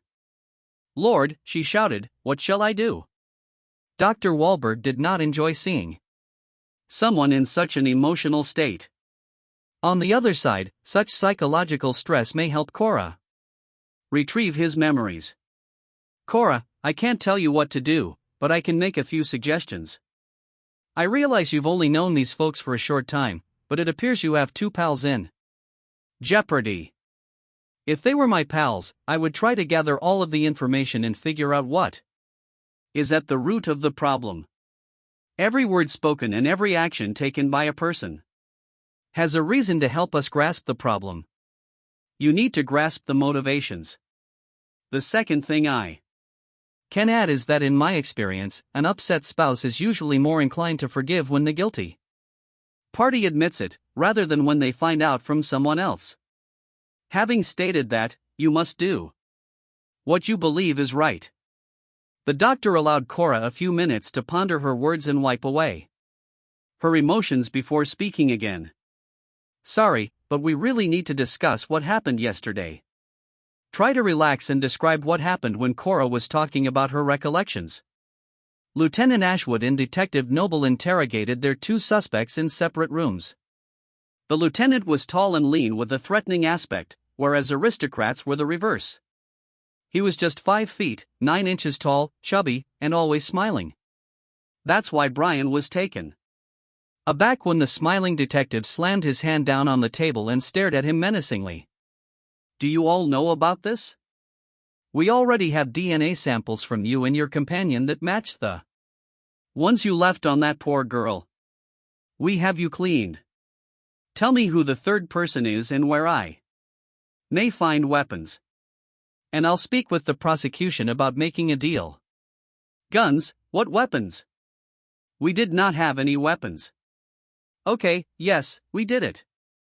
But if she was shot, it was not us. I swear. He exclaimed. She was wobbling along the side of the road when we noticed her. She fell in front of our car. We went out to see whether she was okay, but she appeared to be near death. So instead of calling an ambulance, you decided to have fun, joked the nobility. Brian hung his head in shame, and tears filled his eyes. If you were going to take her to the hospital, why didn't you call an ambulance after you were done? I wanted to, but the others were unwilling to take the chance.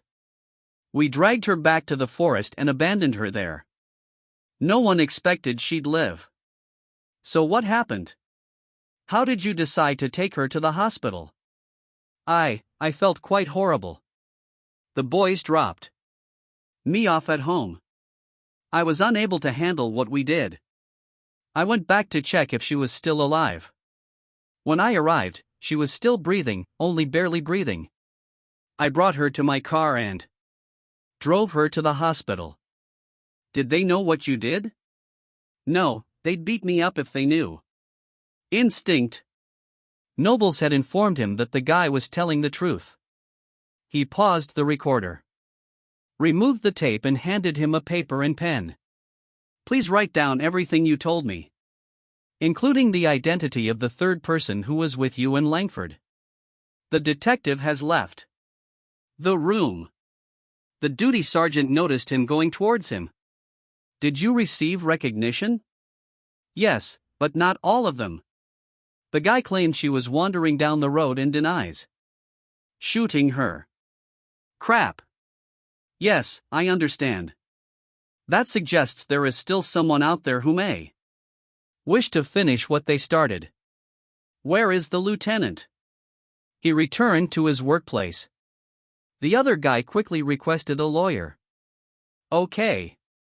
Thank you. When the lieutenant heard what the guy had to say, he reacted similarly to the sergeant. Damn. Do you honestly believe he is telling the truth? I've just requested a search warrant for Langford's apartment. I do not think you will find anything, but okay. Let them check. Agreed. Nobles. Yeah. Have you gotten the third guy's name? I advised him to include it in his statement. I am sure he will. He gives up entirely. He have a conscience at the least. He claims that if the others knew he had taken her to the hospital, they would beat him to death. Half dead. I'm confident he saved the girl's life. He turned and approached the door. I'll bring you the guy's statement as soon as he finishes. Great job, John. As he exited the office, the lieutenant commended the investigator, smiled and waved goodbye. The guy's older brother, Zach Kelsey, finished third. Both brothers were still living with their parents, who were horrified by their son's behavior and cooperated with police when they searched the home. They discovered a .22 caliber handgun, but forensics revealed it had not been used in many years. They had assumed that the shooter and the criminals were interchangeable. They realized that this was not the case. Even though the culprits were behind bars, the inquiry persisted. After her therapy appointment, Carrie opted to stay at the hotel with Janet for another night, before returning to Morgan and Bree's apartment the following day. Despite discovering what had happened at the police station, she thanked Janet for her assistance and protection as she exited the car, taking a deep breath before entering and confronting her. Another difficulty. Bree was still in her robe at approximately 10:30 a.m. She knew a confrontation was coming, so she spent the morning in tears. She was sitting at the kitchen table with a cup of coffee when Carrie stepped in. I'm here, she said. Carrie went into her room first and threw her suitcase on the bed. She listened to what the therapist taught her and devised a strategy. At least she knew what she was going to say. She strolled over to the coffee pot and poured herself a cup before settling in at the opposite end of the kitchen table. For a moment, the two women just looked at each other without saying anything. Finally, Bria broke the silence. You went away without giving me the opportunity to explain. Breeze, what is there to explain? I overheard you on the phone. You had only heard one side of the conversation. I did not cheat on Morgan, at least not physically. Breeze, you stated that you were inebriated when you had sex with him at the motel. Corey exclaimed, No, I did not say that. First and foremost, the intercourse occurred before Morgan and I reconciled, and I did not claim to be inebriated. I said he drugged me. I can't prove it, but I know it's true. Corey had no idea how to reply to this. She merely sat and seemed bewildered. Listen, I know Morgan likes to tell everyone that we were high school sweethearts. And although that is true, we never did anything. After graduation, we just parted ways.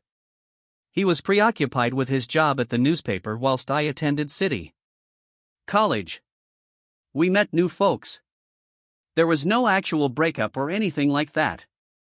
We only recently stopped seeing each other after a few years. During this time, I was with various men, one of them. So you and Morgan do not. I realized it's none of my business, but I assumed you were each other's first. No, Morgan was overly shy. I even tried to push him a few times, but he never caught the message. I did not want him to believe I was a slutty lady, so I never persisted. I hadn't had sex before. I started seeing another guy for 5 months after graduation. He was a few years older. I lasted 3 dates, but I knew if I didn't give in, he'd leave me. So that was Bob. Was he your first? No. To be honest, I can't remember the guy's name. Everyone claims you never forget your first experience, but I forgot Bob was the second guy I had sex with. He was significantly more aggressive. He brought me to bed on our first date. We dated for several months. In fact, we were still dating when I saw Morgan again. I'd been dating them both for approximately a month. By then, I'd rekindled my affections for Morgan. So I told Bob that I was breaking up with him. It was the last time I saw him until recently. Corey was still baffled. Okay, something occurred. I heard you say you wouldn't date him anymore. Something is going on between you two. Bree's gaze turned guilty as she continued. We met a few months ago at the mall. We stopped by the food court at lunchtime. It had been over 4 years since we had seen each other, so we had a lot to discuss.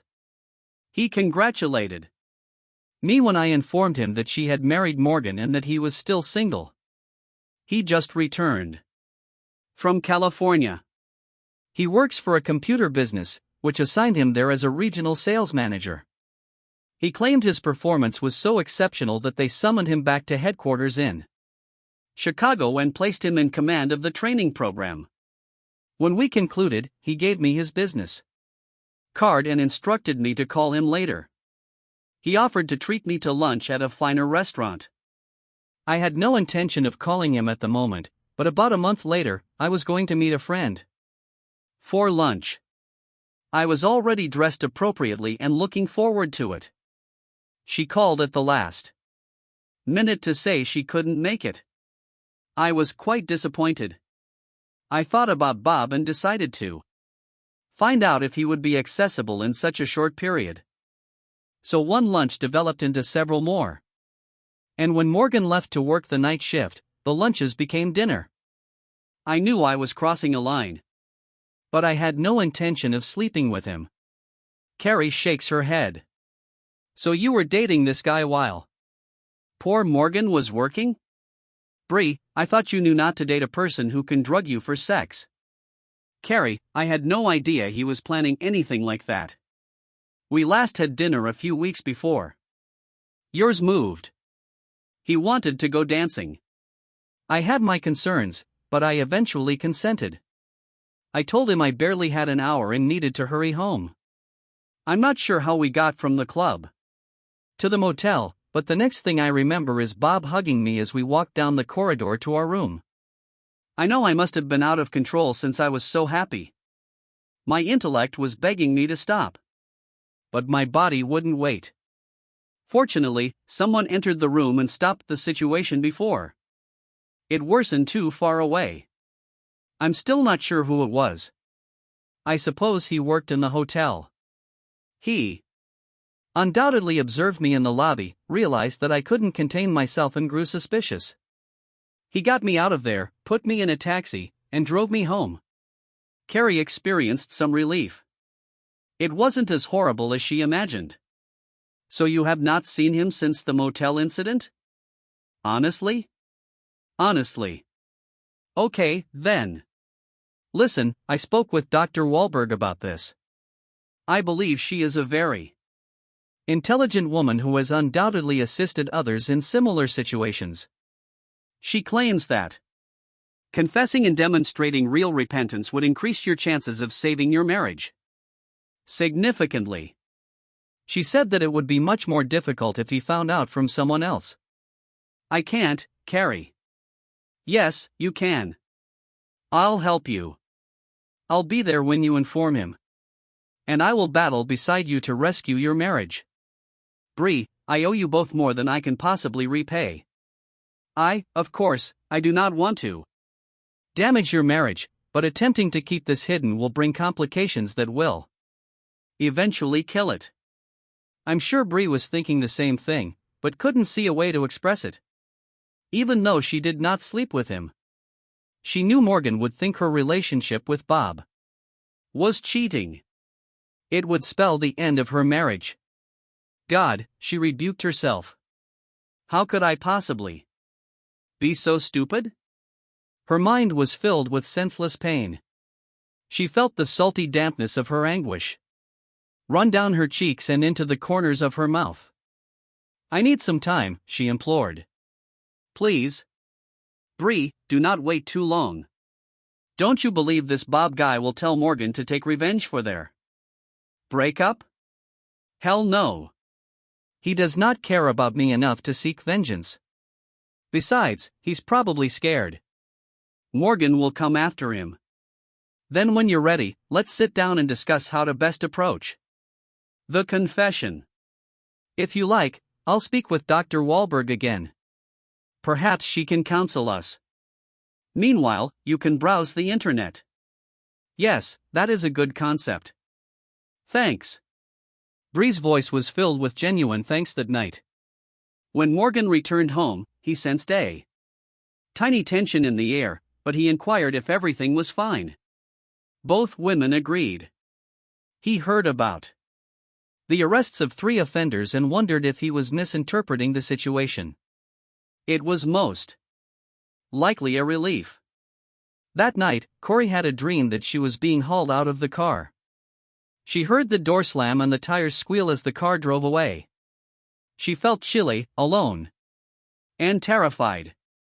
Then she realized she was still awake. I remember, she said to herself. She swung her legs off the bed and sat up. She buried her head in her hands, anxiously trying to remember more. Her eyes tightened as she concentrated. She could feel her heart beating and was crying. It was her mother. She was in trouble. No, no. She spoke aloud as the memories faded. She hurriedly reached for the journal on her nightstand and began writing everything down while the memories were still fresh in her memory. After she finished, she sat down and sobbed quietly. What happened? Whatever happened to her mother? It was worse to not know who got her out of the automobile than to forget entirely. She lay down again and finally fell asleep, weeping. The first thing Corey did when she awoke the next morning was check her diary to ensure it wasn't a dream. Everything was there, screaming and weeping. When someone dragged her out of the car and closed the door, she felt scared and lonely. She began to wonder if she truly wanted her memory restored. Until now, I've only had bad memories. The aroma of coffee drew her to join Bree in the kitchen. She slipped on her robe and proceeded to the coveted drink. Oh, she cried and turned her back to tighten the robe and fasten the belt. Sorry, Morgan. I didn't realize you were home. You're normally at work at this point. Morgan smiled at the brief glimpse of nudity. Today is Saturday. I have the day off today and tomorrow. On Monday, I begin working the night shift. His schedule was unclear. She didn't even attempt to understand him. Corey blushed as she realized she had been unintentionally exposed. Where is Bree? She inquired, moving towards the coffee pot. Getting dressed, she'll be out shortly. Corey took his cup and sat down. I'm starting to remember a little better. Morgan's eyes widened. This is great. Yeah, I am not sure. It appears that something occurred to my mother when I was young. I also recall someone lifting me out of a car, but it feels more recent. Bree entered at the exact moment. Honey, Corey told her that he was starting to remember things. She looked at her companion while pouring herself a cup of coffee. Is this true? Yes, but so far all I've remembered is something awful. They're merely brief flashes. I can't even put things in context. I believed I was having a dream last night. I was half asleep just before falling asleep. I could hear the woman scream. Then I realized I was still awake. I believe it was my mother. Oh God, Corey, that is dreadful. Bree replied. Yes, I hope my entire life has not been like this. One horrible incident follows another. I was warned of this, but I didn't consider it. Corey was about to finish a sentence when the doorbell rang. Morgan and Bree exchanged looks.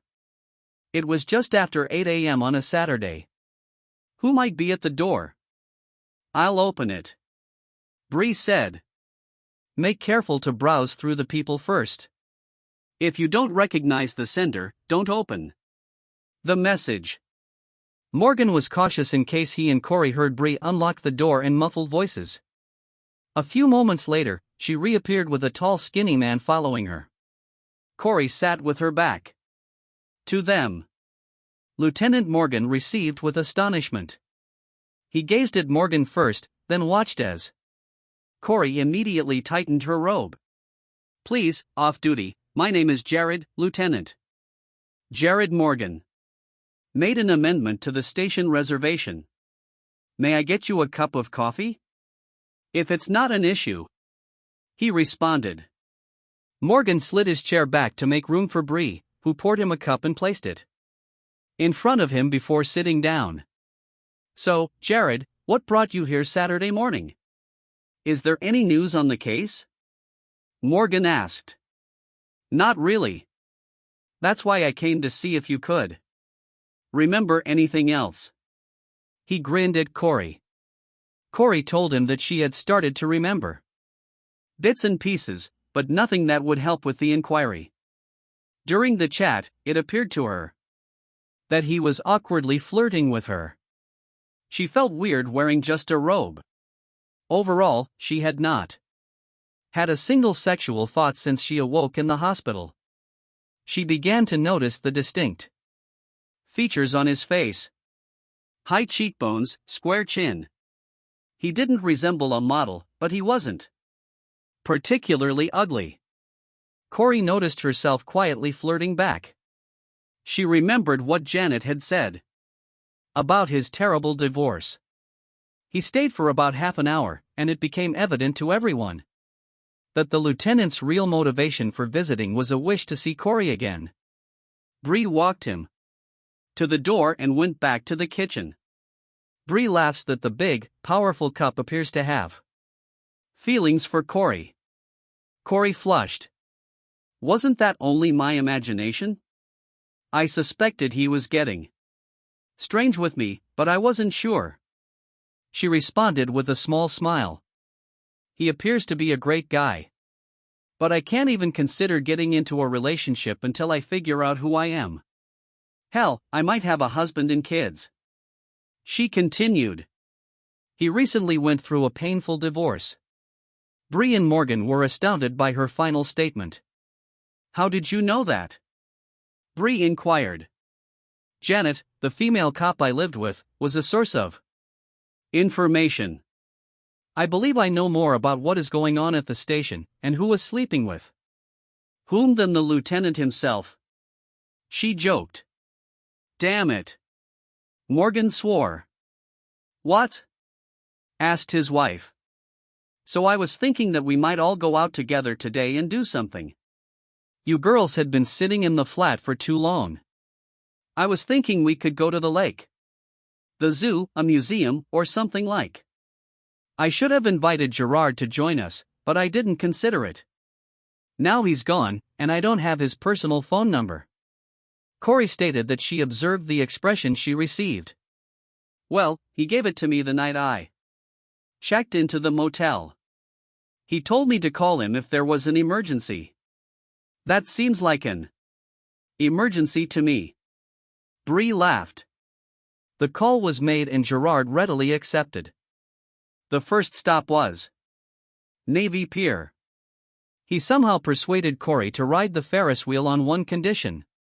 Morgan and Bree also had to go because it was his idea. Gerard insisted on paying for everyone's tickets. When they returned to shore, they ate lunch while listening to Lake Michigan's waves crash against the pier.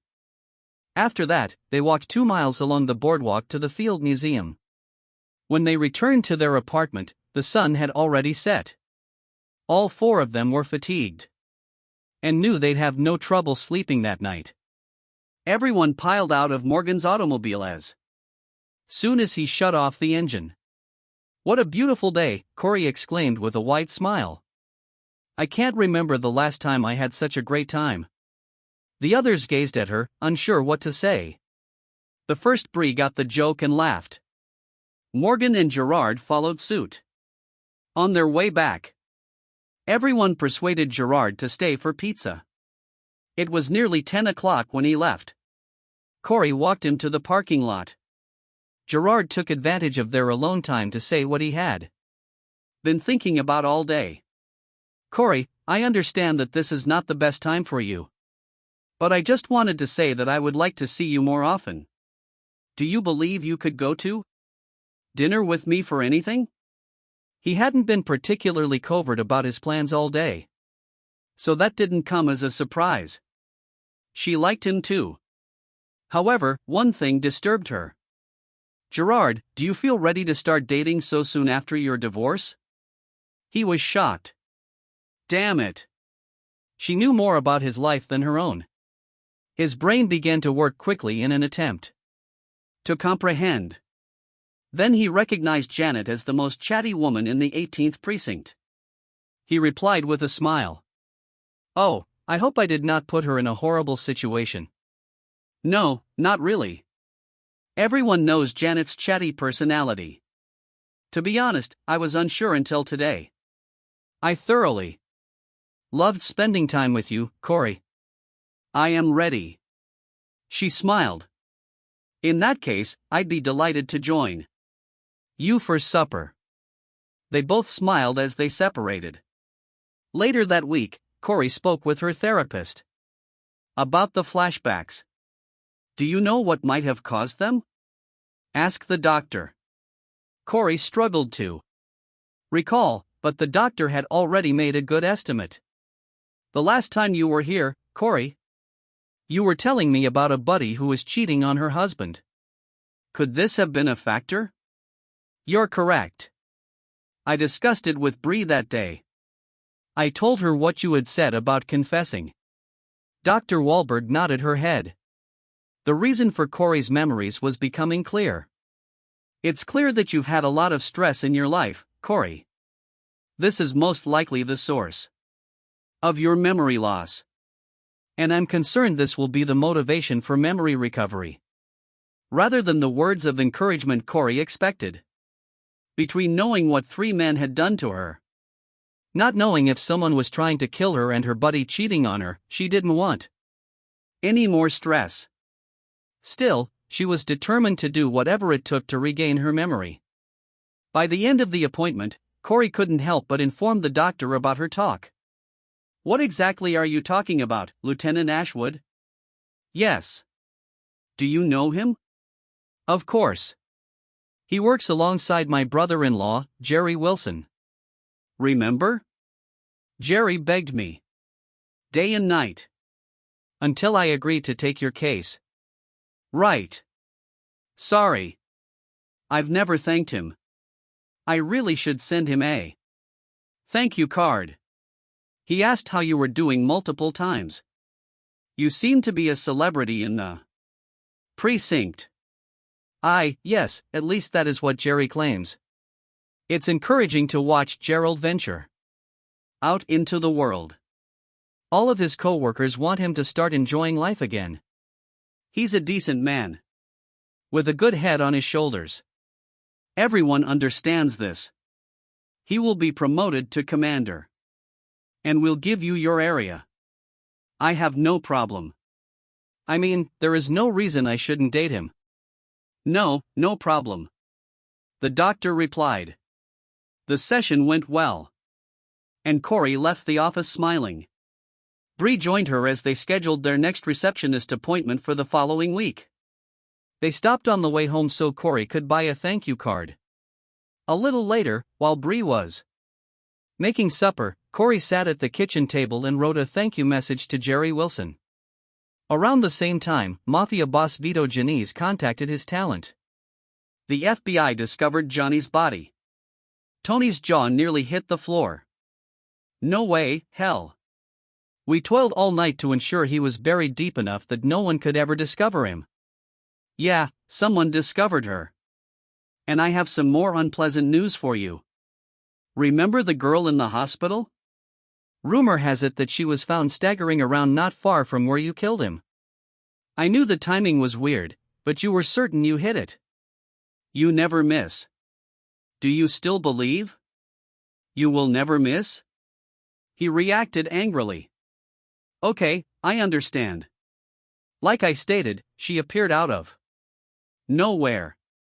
She took me off guard, but I'm telling you, boss, she was too far away to recognize anybody.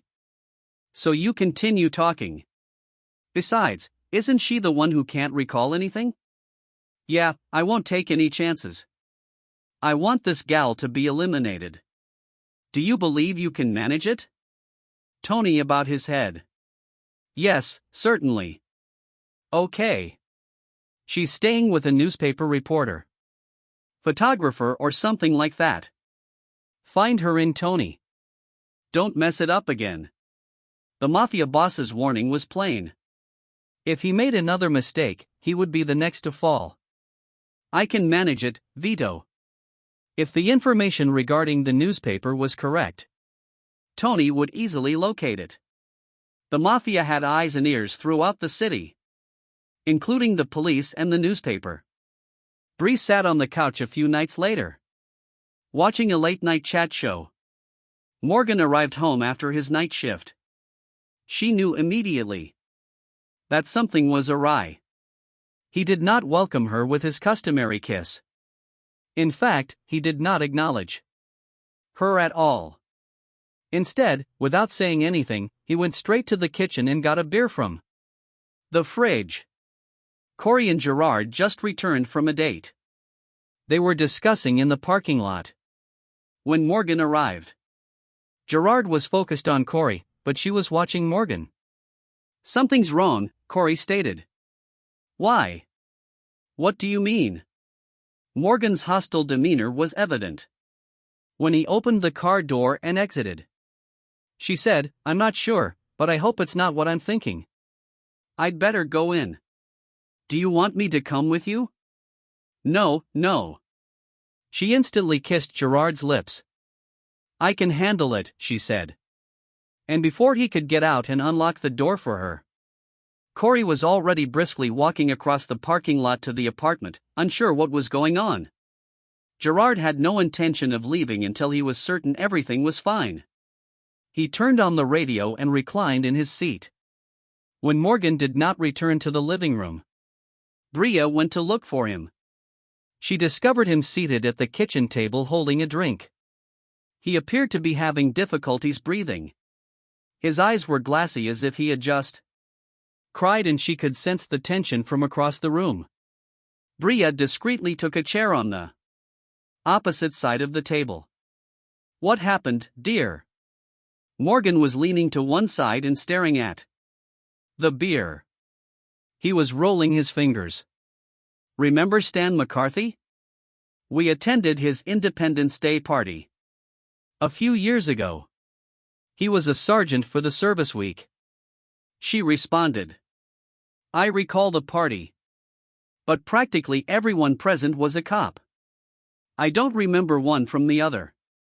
Well, he remembers you. He told me multiple times throughout the party how fortunate I was. Morgan spoke in a monotone voice that began to worry Bria.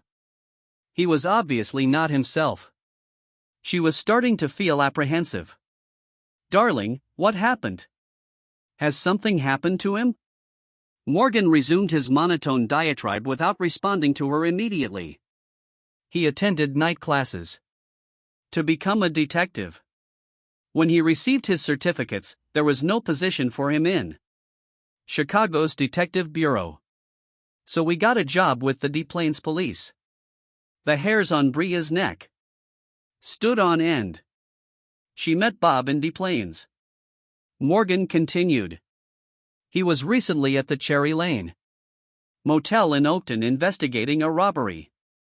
And guess who he spotted strolling in with another guy? No, this cannot be. She assured herself there was no longer any uncertainty. Bob had escorted her to the Cherry Lane motel. Through her tearful eyes, she could see her husband's wrath. Stan was at the front desk when some Robert clients checked in and were assigned room number 122. He said this guy wrapped his arm around your waist and guided you to your room. He persuaded the clerk to hand over the keycard, emphasizing that adultery is a crime in Illinois, and threatening to charge him as an accessory. Stan informed me you were already in your underpants when he arrived. He stated you were either high or drunk. He couldn't say which. Not understanding the circumstance. Stan stated that he assisted you in dressing and getting into a taxi. When he returned to the room, Karsten said already fled. His voice grew louder. Damn it, Bree. I know half the officers in Chicago and many more in the suburbs. Did you honestly think you could get away with cheating, or did you not care whether you were caught or not? Bree wanted to respond, but by this point she was in tears. Too difficult to say anything. Morgan, she's pretty sure he drugged her. She was planning to tell you herself. He did not want to look at his wife. Morgan was so focused on his beer that he didn't notice Corey standing in the doorway. He was astounded by both her voice and her remarks. Did you know? He asked fiercely. She stressed that it would only be for a while. She searched for a way to confess, but she was afraid. It isn't what you think, Morgan. You should hear her side. It was too much for Morgan. He'd known about Bree's cheating for hours, but learning that Corey knew and didn't say anything despite everything he'd done for her was too much. Without saying anything, he stood up and headed to the front door. Morgan, wait! Corey shouted and attempted to grab him as he walked by her. Where are you going? Gerard was still observing from his car when he noticed Morgan nearly ripping the apartment door off its hinges on his way out. The lieutenant had already gotten out of the car when his enraged young friend accelerated out of the parking lot at high speed. He saw Corey leave with frustration. What the hell is going on? He demanded. Corey ran into his arms. Oh, Gerard, you need to stop him. Bree was discovered in a motel with another person, and I believe Morgan knows where he lives. I'm worried he'll go after him. Gerard has seen far too many of these situations over his career. Most of them did not go well. He took out his phone and called the precinct number. Chicago police stepped. 18th precinct. So this is Lieutenant Ashwood. I need a general manhunt for Morgan Johnson. He's driving a white Ford Escape with a press card on the rear window. I last saw her on Waveland and Bosworth approximately 5 minutes ago. Simply stop him and call me. I repeat, simply stop him and call me. Do not employ force.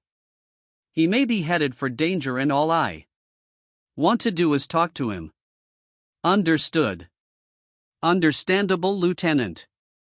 I will submit the request right now. He ended the phone call and asked Corey if she knew where the other person lived. She said no. But Bree was undoubtedly aware. They both walked inside to discover Bree still sitting in the kitchen, looking terrified. Her eyes were puffy and tear marks appeared on her cheeks. Did you stop him? No, he departed. Do you know where Bob lives? Bree's demeanor shifted as she understood the implications of Corey's query. You don't suppose he went after Bob, right? Oh God. We need to stop him. Bree. That's what we're attempting to do, Gerald added. Where does he live? I do not know. He works in Des Plaines, but I'm not sure where he resides. Somewhere in the city, I believe. What's his last name? Bob Cousins. Great. There are approximately 100 of these in Chicago. Gerald expressed annoyance. I hope the patrol car catches Morgan before he does something bad.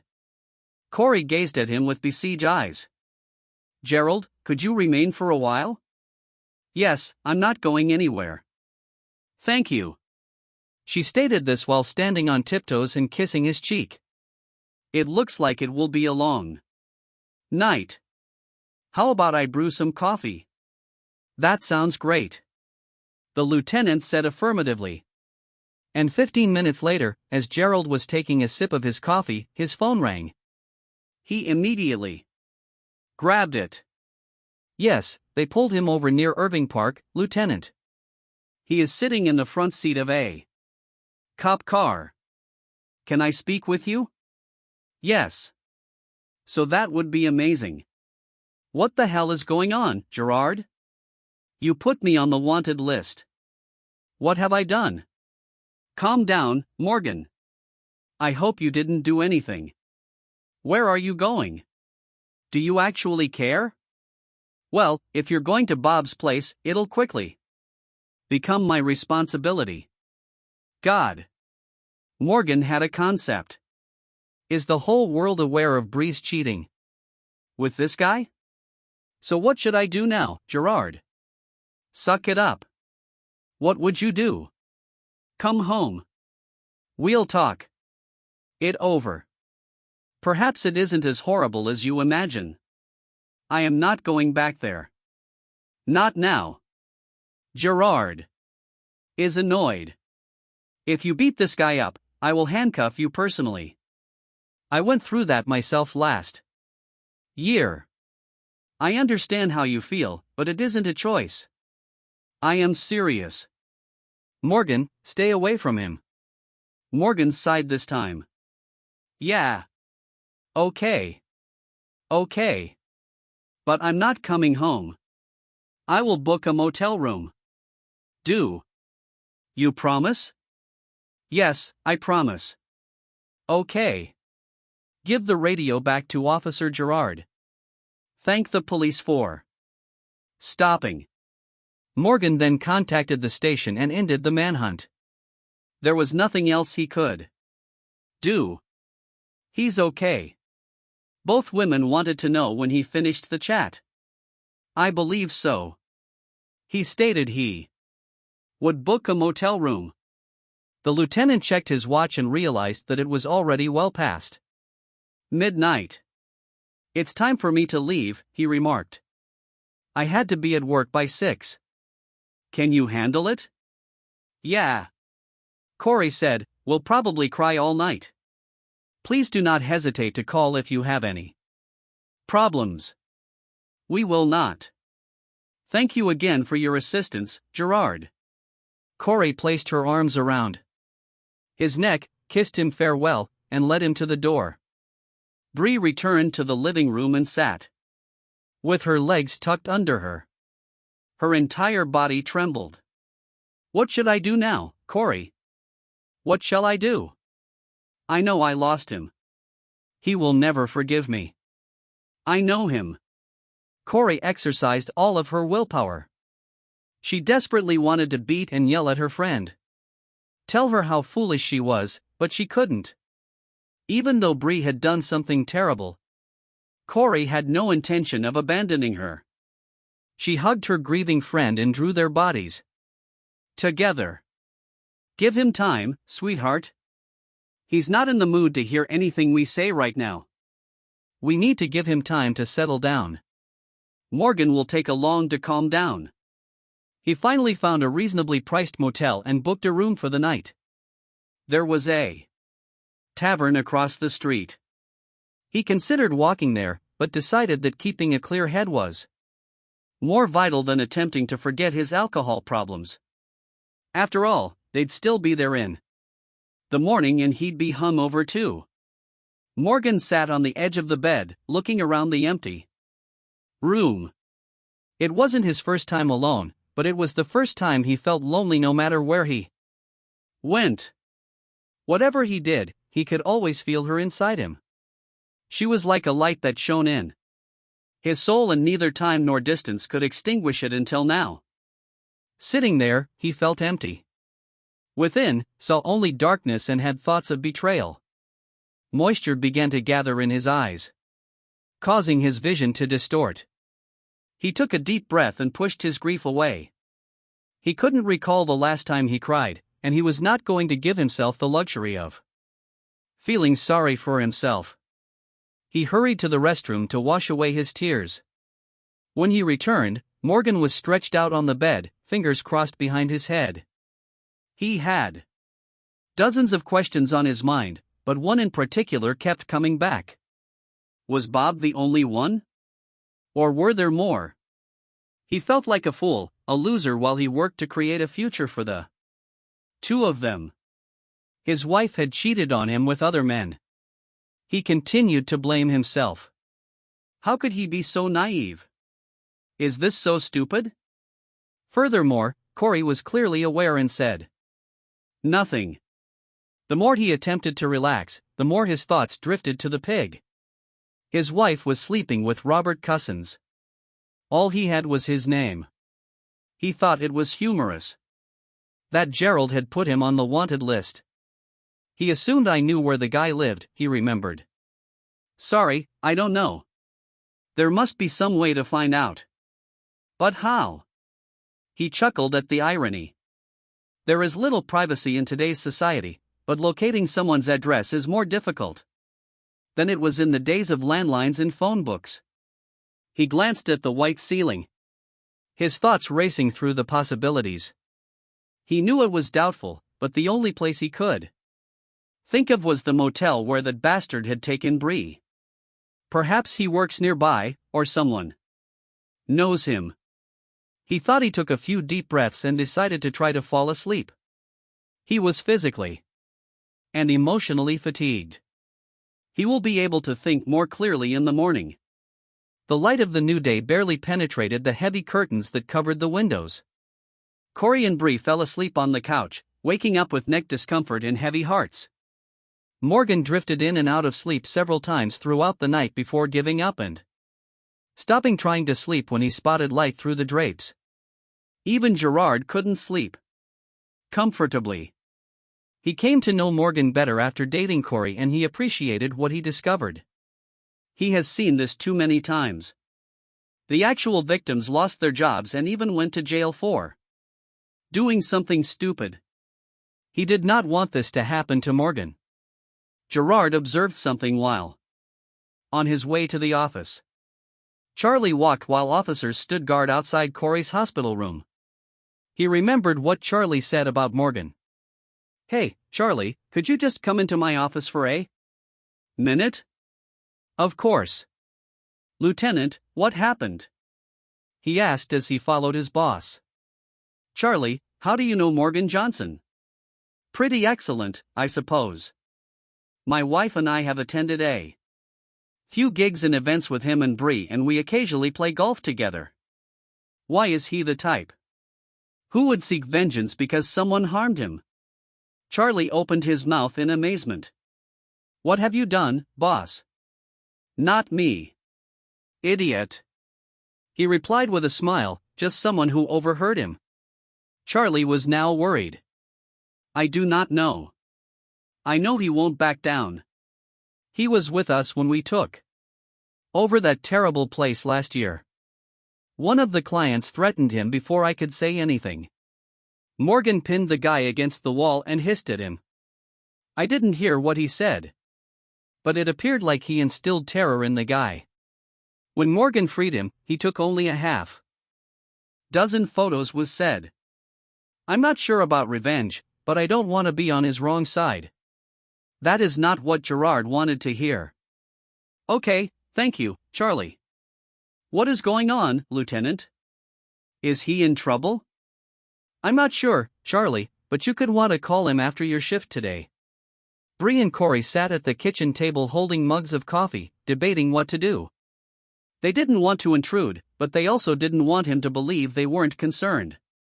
They decided to text him many times throughout the day. Bree sent her first message shortly after 8 in the morning. Please believe me when I say that I had no intention of sleeping with Bob and didn't. I admit that some of what we did would not have passed the fidelity test for which I sincerely regret. Corey sent the message a few hours later. It was short and to the point. I owe you so much. I apologize for not telling you, but I didn't have the heart to hurt you like that. Morgan was having breakfast at Denny's when she received the first message. He glanced at him, but the words held no sense for him. He was too preoccupied with figuring out how he would locate the address contents if nothing worked out at the motel. He heard his phone vibrate with multiple text messages during the day, but did not check them. He had other problems. He was on his way to work when his phone rang. He looked at the screen and realized it was Charlie. After responding Charlie offered they share a beer, but was unhappy when Morgan informed him that he would be working the night shift all week. Charlie reluctantly said his goodbyes. We never knew what was bothering Gerard so much. Morgan began reviewing his duties as soon as he entered the newsroom. He made a single call and agreed to move one job half an hour early. This allowed him ample time between tasks to visit the Cherry Lane Motel and ask a few inquiries. He arrived shortly after 7. There was no one in the lobby, just one young man behind the desk. Morgan approached with a friendly smile. Hi, he greeted. The young man replied with the same smile. Yes, sir, how can I help you? I was wondering if you worked that shift last month when there was a robbery here. Are you a detective?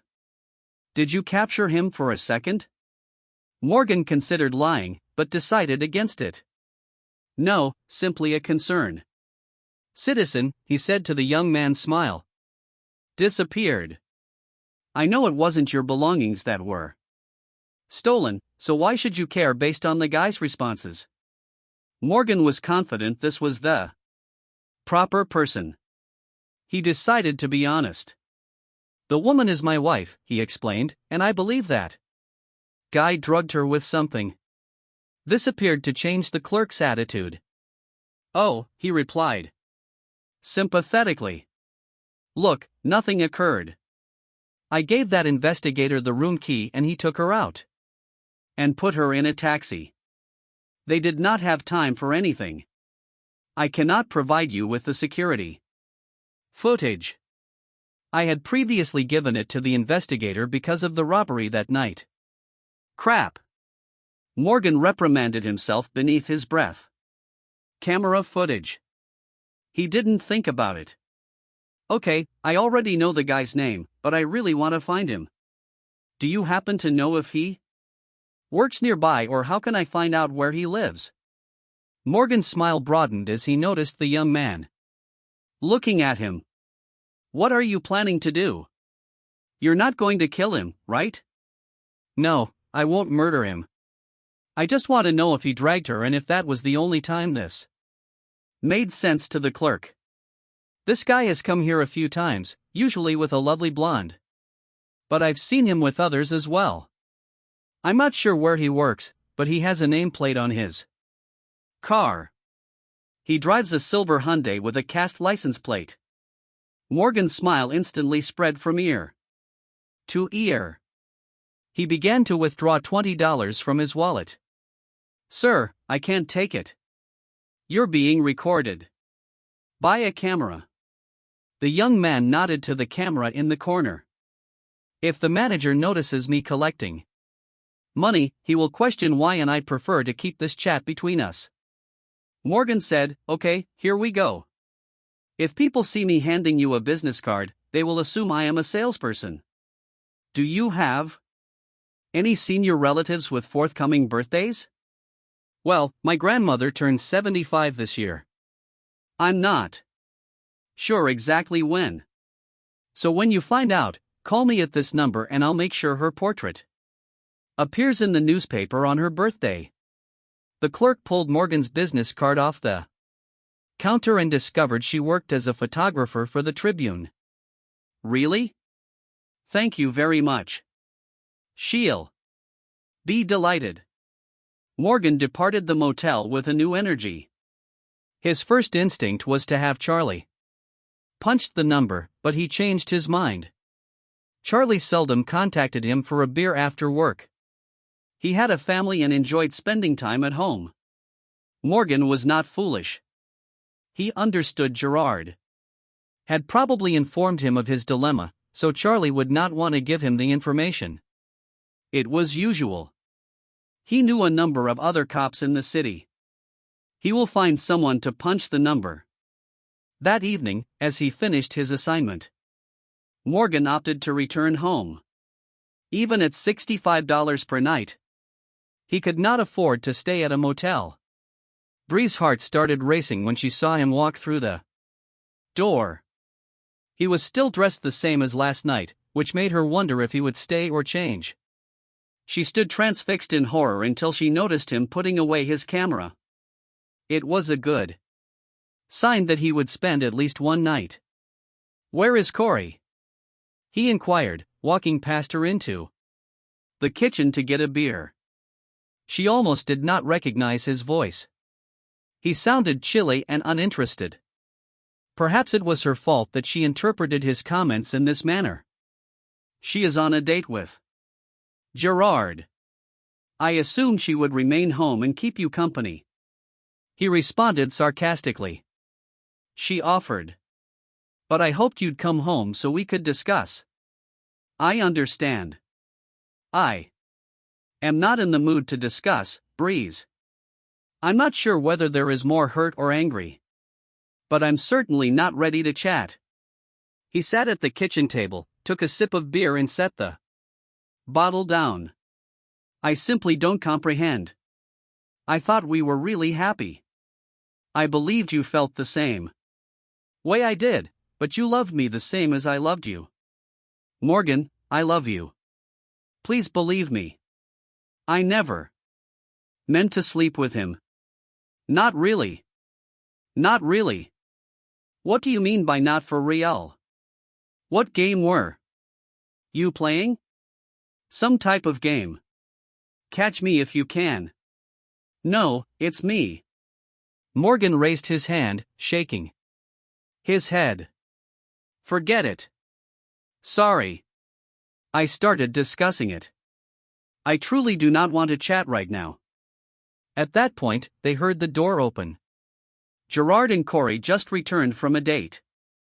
Gerard decided to pop by and make sure everything was well after noticing Morgan's car in the parking lot. Morgan was not in the mood to socialize. There he is. Public enemy number one. Gerard cracks jokes, attempting to calm the tension. "Yeah, ha ha." Morgan replied mockingly. "What makes you think I know where that scumbag lives?" "You don't know?" "No, absolutely not. Why should you? You know a lot of people." "Morgan, there are a lot of officers and people in high positions. Isn't it ridiculous to believe that you could possibly obtain his address?" "Yeah, I don't know." "Where were you going then?" "Anywhere. Except here," he responded decisively. Everyone could tell Morgan was still not in the mood to discuss. Gerard leaned over to kiss Corey. "I'd better leave," he said. "Yes," Corey answered. "I have a doctor's appointment in Warburg tomorrow, so I better go to bed, too." They both headed to the front door and said farewell with a little more emotion. Corey yelled out as she made her way to her bedroom. "Good night." Bria was the only one who responded to her. Both she and Morgan sat at the table, unsure what to say to each other. Bria finally broke the stillness. "Are you planning to sleep?"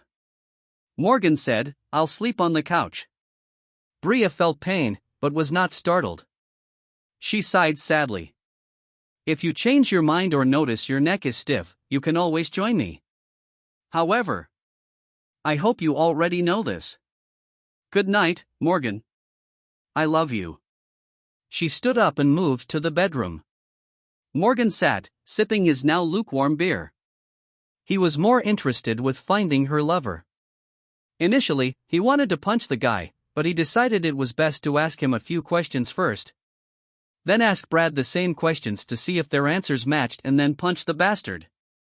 With Gerard in the 18th district, he knew he couldn't go there to run a license plate. But he knew several cops in the 1st district and was confident he'd find someone to assist him. He had to come up with an explanation for why he required this knowledge. He despised lying to anyone, particularly a cop. He didn't want to jeopardize his good friendship with them. He felt uncomfortable lying down on the sofa. He despised his current condition. He would give anything to get everything back to as it was before. Bria sat up in bed the next morning, still sleepy. Her eyes were puffy and red from sobbing throughout the night. When she first stepped into the kitchen, she looked at the couch. It was vacant.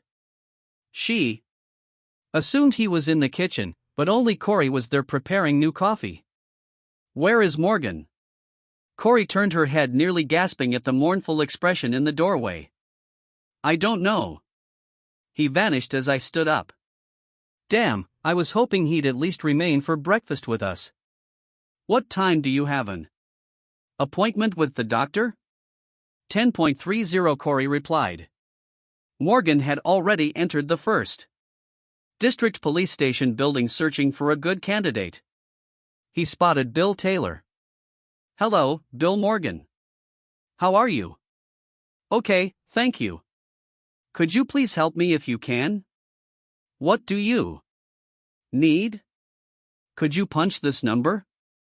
He held out a little piece of paper. "Morgan, are you aware that we are not permitted to use civilian license plates?" "Yeah, I know, but this guy ran into my wife's car yesterday. Our neighbor noticed this and scribbled down the number for me. I'd greatly appreciate it. Simply give it to your insurance company, Morgan. They'll take care of everything." Morgan did not expect that response, but he was a quick thinker. "Yeah, I know, but I figured I'd give the person an opportunity to work things out without the insurance companies.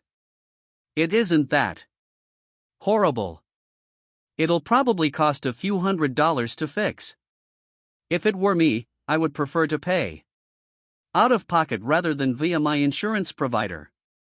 A person crashes into your car without leaving a message and you still want to give him a chance. "Morgan, you are kinder than me." "Okay," he remarked this while snatching the paper from Morgan's hands. "Give me a minute." He walked up to one of the laptops on the wall and logged on. He returned a few minutes later and gave Morgan the piece of paper back. "Here you are." "Thank you.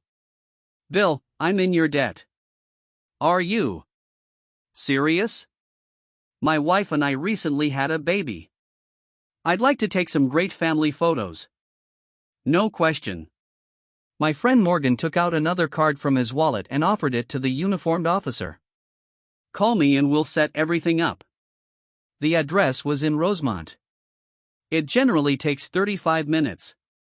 But during rush hour, he estimated it would take at least an hour. He looked at his watch. It was nearly 8. There was a considerable likelihood that the individual would already be at work when he arrived. The following day was Saturday. He had the day off. So he assured himself that he would do it tomorrow.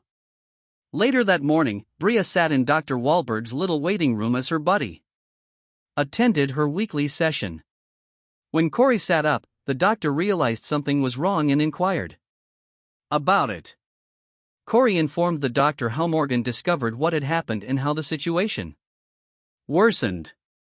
Dr. Wahlberg was empathetic, but she had a bigger agenda. "I'm sorry to hear that," she told Corey. "Do you believe they would both be amenable to couples therapy?" "Wouldn't you?" Corey asked eagerly. "No, not me. As I mentioned previously, this is not my area of expertise. I can, however, name a few exceptional therapists that specialize in this field. I'd be pleased to provide you some names before you leave today.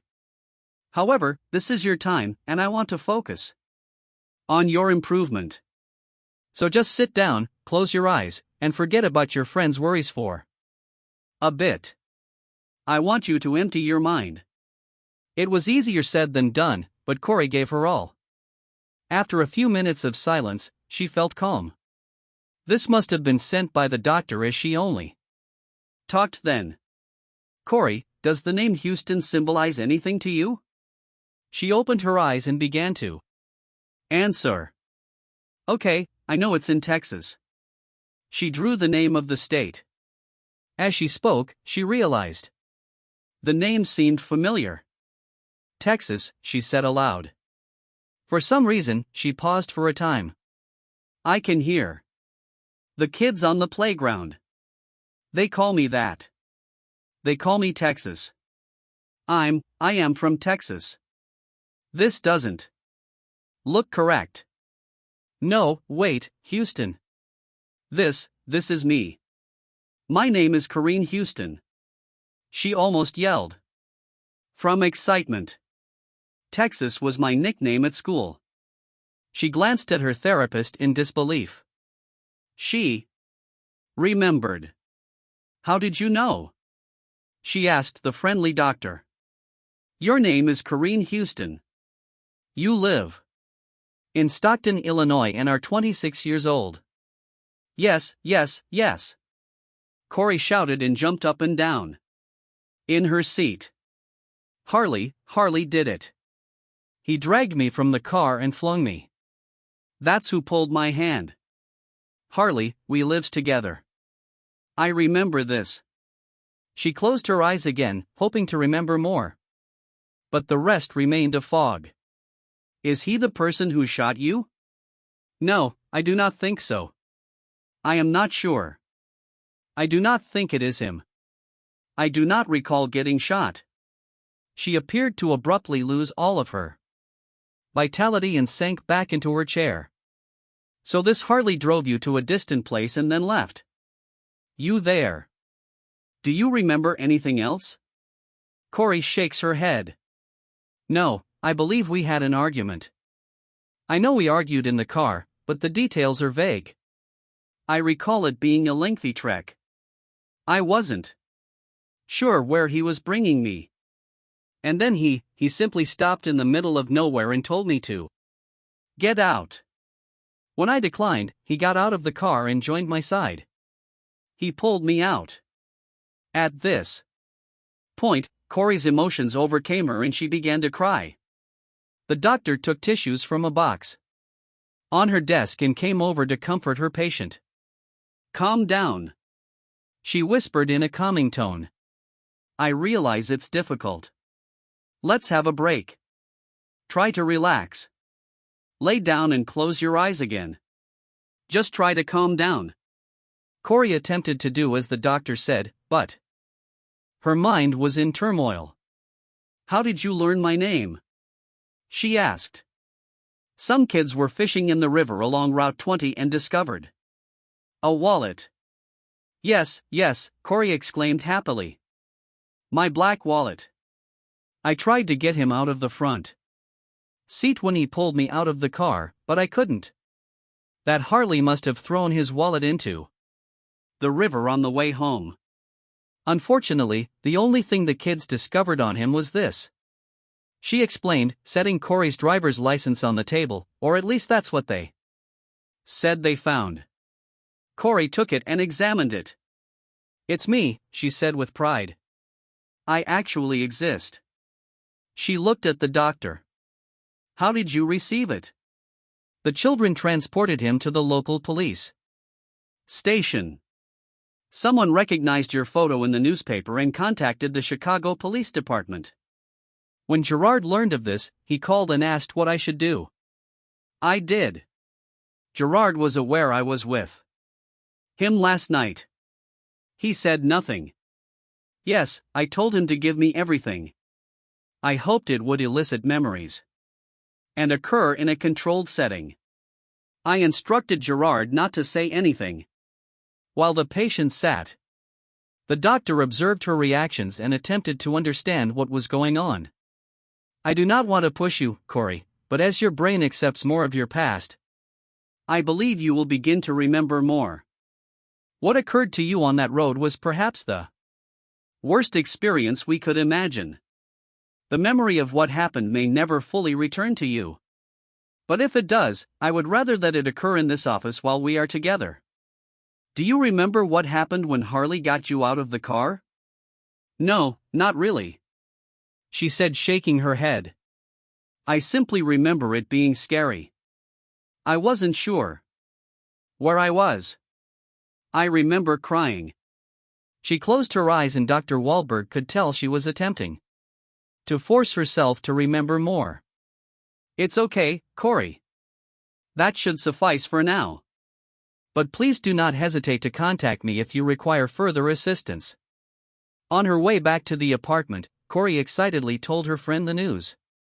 When they arrived at the parking lot, Morgan's car was already there.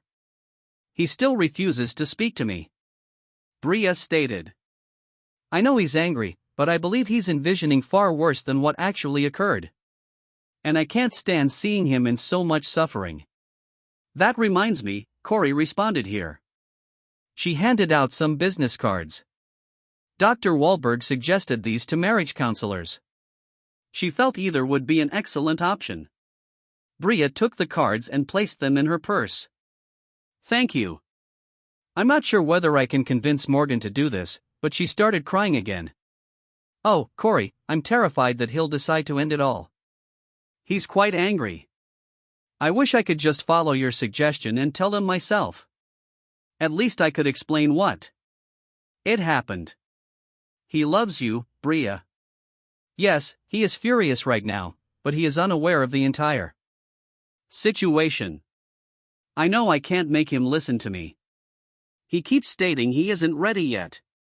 I know he believes I'm having a sexual affair.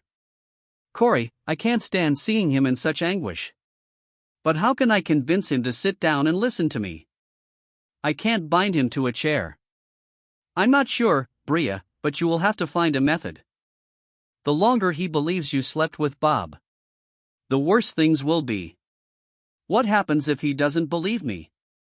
So what happens next?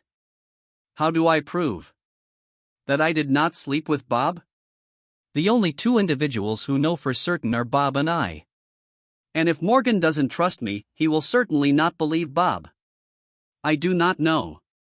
Perhaps you should take a lie detector exam or something. Hey, that's not such a horrible idea, Brian said cheerfully. It was the first glimmer of hope Bria had felt since her husband had met her. As they entered the apartment, they heard a shower in the master bathroom. Bria, check the time on your phone. Morgan had 3 hours before heading to work. The girls decided to make him a wonderful meal. Corey was chopping potatoes for American fries and Bria was preparing burger patties when they heard the shower stop running. Just as the potatoes began to fry, Corey poured out the remainder of her morning coffee and began brewing new coffee. When she heard the front door open and close, the two women exchanged shocked looks.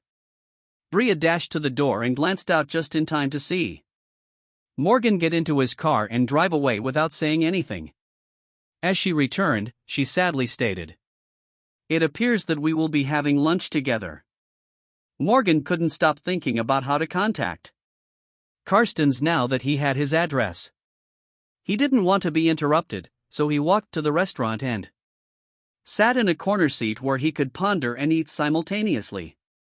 After lunch, he sat drinking many cups of coffee, imagining various scenarios for trying to get the truth from his adversary. That night, after work, he parked in the back lot and waited until the lights in his apartment turned off. When he was fairly certain the children were asleep, he softly came in and sprawled out on the couch before setting his phone's alarm for 6 a.m. He'll be driving to Rosemont in 5 hours.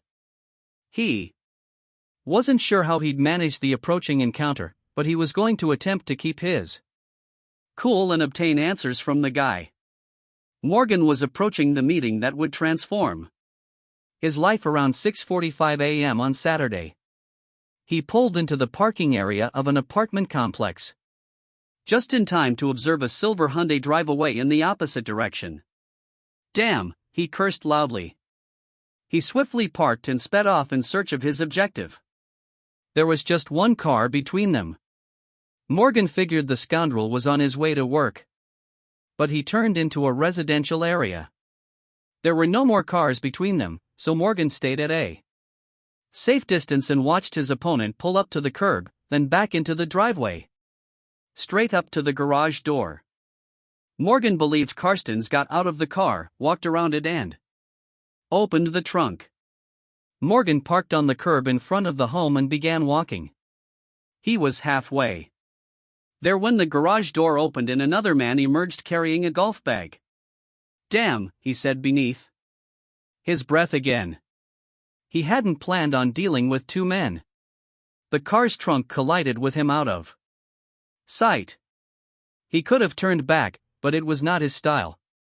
Besides, he wasn't going to wait anymore. When Karstens closed the trunk, Morgan was already standing in front of him. Karstens' reply indicated that he recognized him. "What do you need?" Karstens inquired anxiously. "I came for answers and I'm not leaving until I receive them." Morgan reacted fiercely. "So much for managing your wrath." "Oh, seriously?" Karstens responded mockingly. "What if I don't want to answer the questions? Will you handle both of us?" Morgan cast a peek at the other man. "Will you support this jerk?" When he noticed Morgan's expression, he took a step back and raised his palms forward. "Hey, don't drag me into this," he warned. While Morgan maintained a close eye on the other man, Karstens sensed a chance to hit on the side. Morgan noticed this and instinctively stopped him. There was a fight. He didn't know what his golf buddy would do. Morgan looked in his direction. He was watching. He looked at Morgan. "Hey," he started at first. "I saw it," he explained. "Let me guess, your wife's name is Brea or something like that." Morgan was stunned by the comment. "How do you know this?" "This brilliant guy has been talking about her to us for the past 2 or 3 months. Yes, there are 4 of us. Every weekend, we meet to play golf." We all warned him. He was playing with fire, but he was desperate to get her in bed. "Did he say if it happened or not?" "So far as I know, no. It appears that he was close to this, but a hotel staff disrupted their rendezvous," the stranger chuckled. "I don't think he has seen her since," Morgan stated. "My wife believes he put something on her. I would not be shocked." He boasted about having a source. He even offered it to us, claiming that because the girl had no memory of what had occurred to her, she could not be held culpable. We all told him where to place it. "May I ask you a question? You seem like a kind man. Why are you going around with someone as creepy as him?" "It's only 4 hours on the weekend," he explained. "He also plays golf well. One of our guys actually likes him a little." Morgan shook his head, turned around, and returned to the car. The meeting did not go as planned, but he was confident he had enough information to confront Brea as the adrenaline started to wear off. He realized he was hungry and stopped for breakfast on his way home. He entered the house around 11 a.m. Brea and Corey sat at the kitchen table, cups of coffee in front of them. He noticed that there was only 1 cup of coffee left in the pot. The girls observed silently as he pulled a cup from the cabinet and poured the rest for himself. "Corey, could you leave us?" he asked. She looked to Brea and saw terror in her eyes. "Morgan, would you mind if I stayed? Perhaps I can help to resolve the conflict." Morgan gazed at her. That was sufficient. "Okay," she replied, dropping her head in surrender. "Please keep in mind that she loves you wholeheartedly." Morgan, with these words, Corey entered her bedroom. Morgan sat in her seat and instantly began talking. "Have you slept with him?" "No," she said decisively. "And I never meant to do that. I know he gave me something that night at the motel." Morgan. "Otherwise I would not have gone there with him, so what was it anyway? And I don't want this foolishness around, not really. Why were you dating him if you didn't plan to sleep with him?" "I was simply flirting. At least for me, it was simply that. I knew it was wrong, and I knew he was not beyond having sex with married women, but it should never have occurred. Honestly, Morgan, I never intended to sleep with him, and I never imagined he'd go so far to give me something." "Was it just a game for you, or you teasing him? Catch me if you can. It did not start that way. It simply progressed." "How did you meet him?" We ran into each other at the mall one time. What do you mean by they collided? Did you know him before? Yes. I dated him before we got back together. I quit at the moment you and I became exclusive. However, I have not seen him since then. Until one day in the mall, we ate lunch together. I didn't think it was a big issue and didn't intend to meet him again, but in a month, I was going to have lunch with Linda Whitaker. I was completely dressed with makeup and prepared to head out when she called to cancel. It was unsatisfactory. I really wanted to eat lunch with someone. I couldn't call you. You always eat on the go. So I phoned Bob. Of course, he was really flattering, constantly complimenting me on my appearance. They were pleasant to hear, but they had no impression on me. So when he called a few weeks later and asked me out to dinner again, I didn't see the problem. If you didn't see the damage, why didn't you inform me you were going to lunch with your ex-boyfriend? For obvious reasons, Morgan. But come on.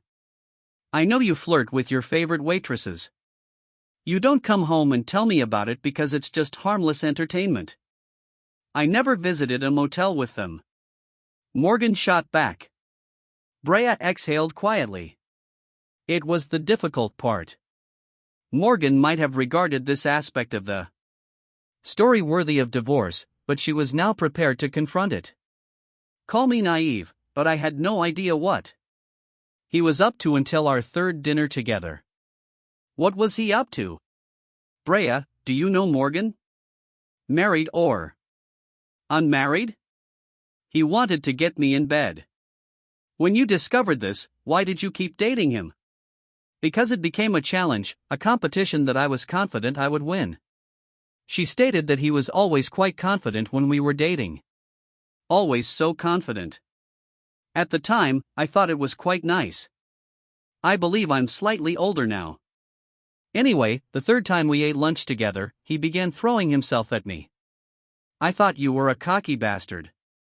You know I'm married, but you still think you can get me into bed. Then I decided to simply torment him till he gave up. I even had a short speech written about you and what a wonderful lover you are and how much I love you. I hoped to confound him in this way. Brea, you went above and beyond what I did for lunch with him. Stan spotted you at the motel around 9 p.m.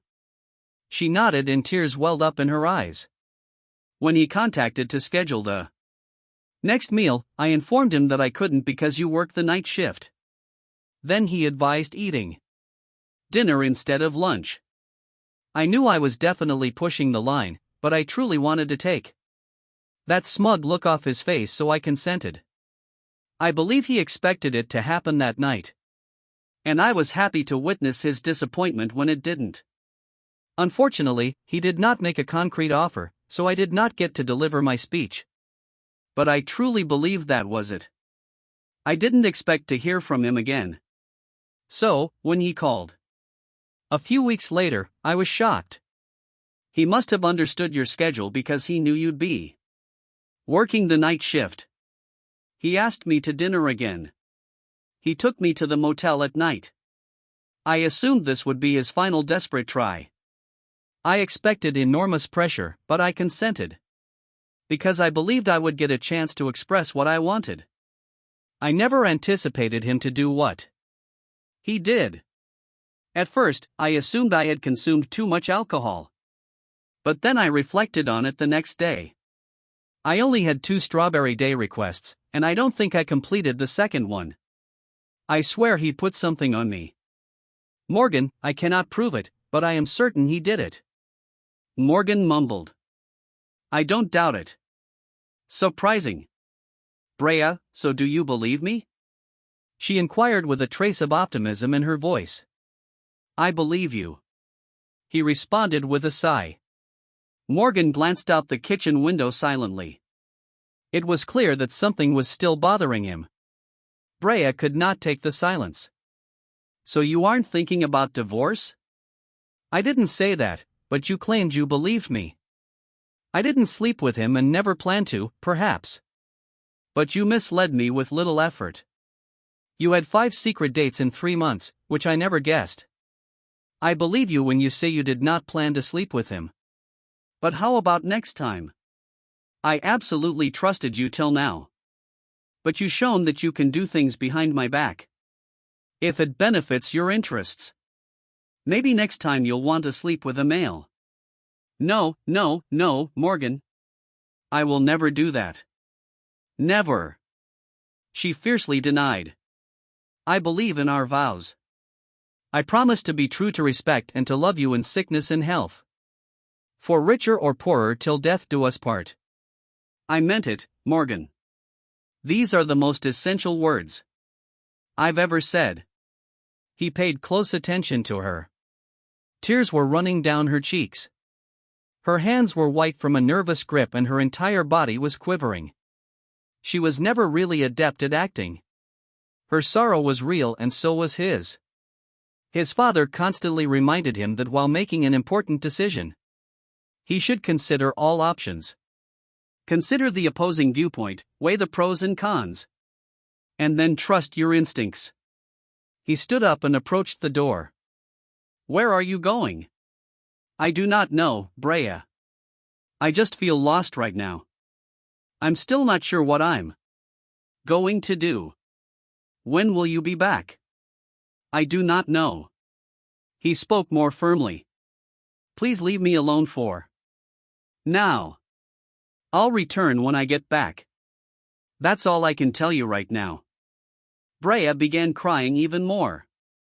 As he left, Corey remained in her room the entire time trying not to listen, but she plainly heard the door close. She stepped out and saw Brea crying. What exactly did he say? She asked. He still doesn't know what he's going to do. I told him everything. Corey, just as you said. I told him the truth and he said he believed it, but he no longer trusts me. She grabbed a napkin and wiped her eyes. I did not want to betray Corey. Honestly, I never considered it that way. I know, honey. You can see it from his side, right? Brea nodded and continued to wipe away her tears. Corey pulled up another chair next to Brea and sat down to console her friend. Listen, I've got another date with Jared today. I am going to call to cancel it. Brea insisted. No, you are not. I will not let my problems affect you or Jared. Okay. Then why don't you join us? Jared won't mind and it will be beneficial for you to leave. No. Are you kidding? I do not think Jared will appreciate my presence. You mentioned he was taking you to Leonardo's tonight. This is a beautiful place and extremely romantic. Actually, let's look through my closet for something. We're roughly the same size. Let's see if I have a lovely dress that would suit you. Morgan wasn't sure where he was going. He simply needed something to occupy his time. He couldn't think of anything else to do except go somewhere. He thought he was on his way to the village when his phone rang. Out of habit, he pressed the speakerphone button. Hello? Hello, friend. This is Charlie. What? How are you? It's been better. Charlie, what happened? Sorry to hear this, buddy. I called to find out if you played handball. I had a 2-hour court reservation, but my partner just canceled. Jesus, Charlie, I'm in the car now. I am not dressed for this. Besides, I haven't played for a few years. I'm not even sure I own a glove. So what is the problem? Go home and change and do not worry about the glove. Every Christmas, the kids give me a new one. He laughed. I have 4 or 5 different sizes. I'm confident I have the right one for you. Morgan thought for a brief moment. You know, this might be just what I need right now. Where's the court? West Side. Is this the one just behind Roosevelt? Exactly.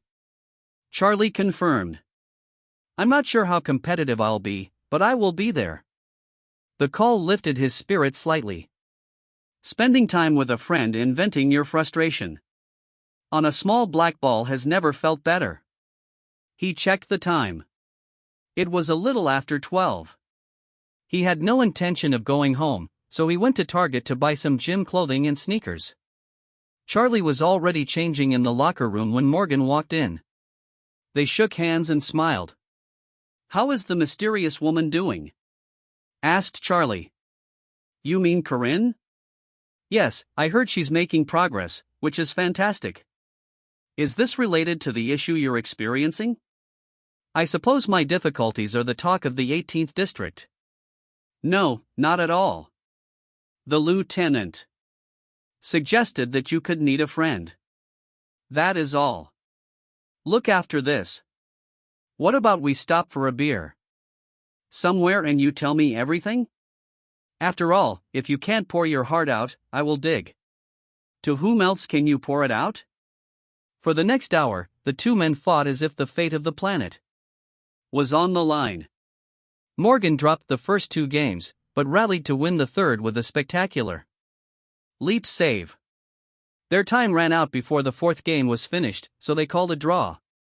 Even though Charlie was 1 point ahead during the fight, Morgan didn't realize how hard he was hitting the ball until he tried to take off his glove after the match.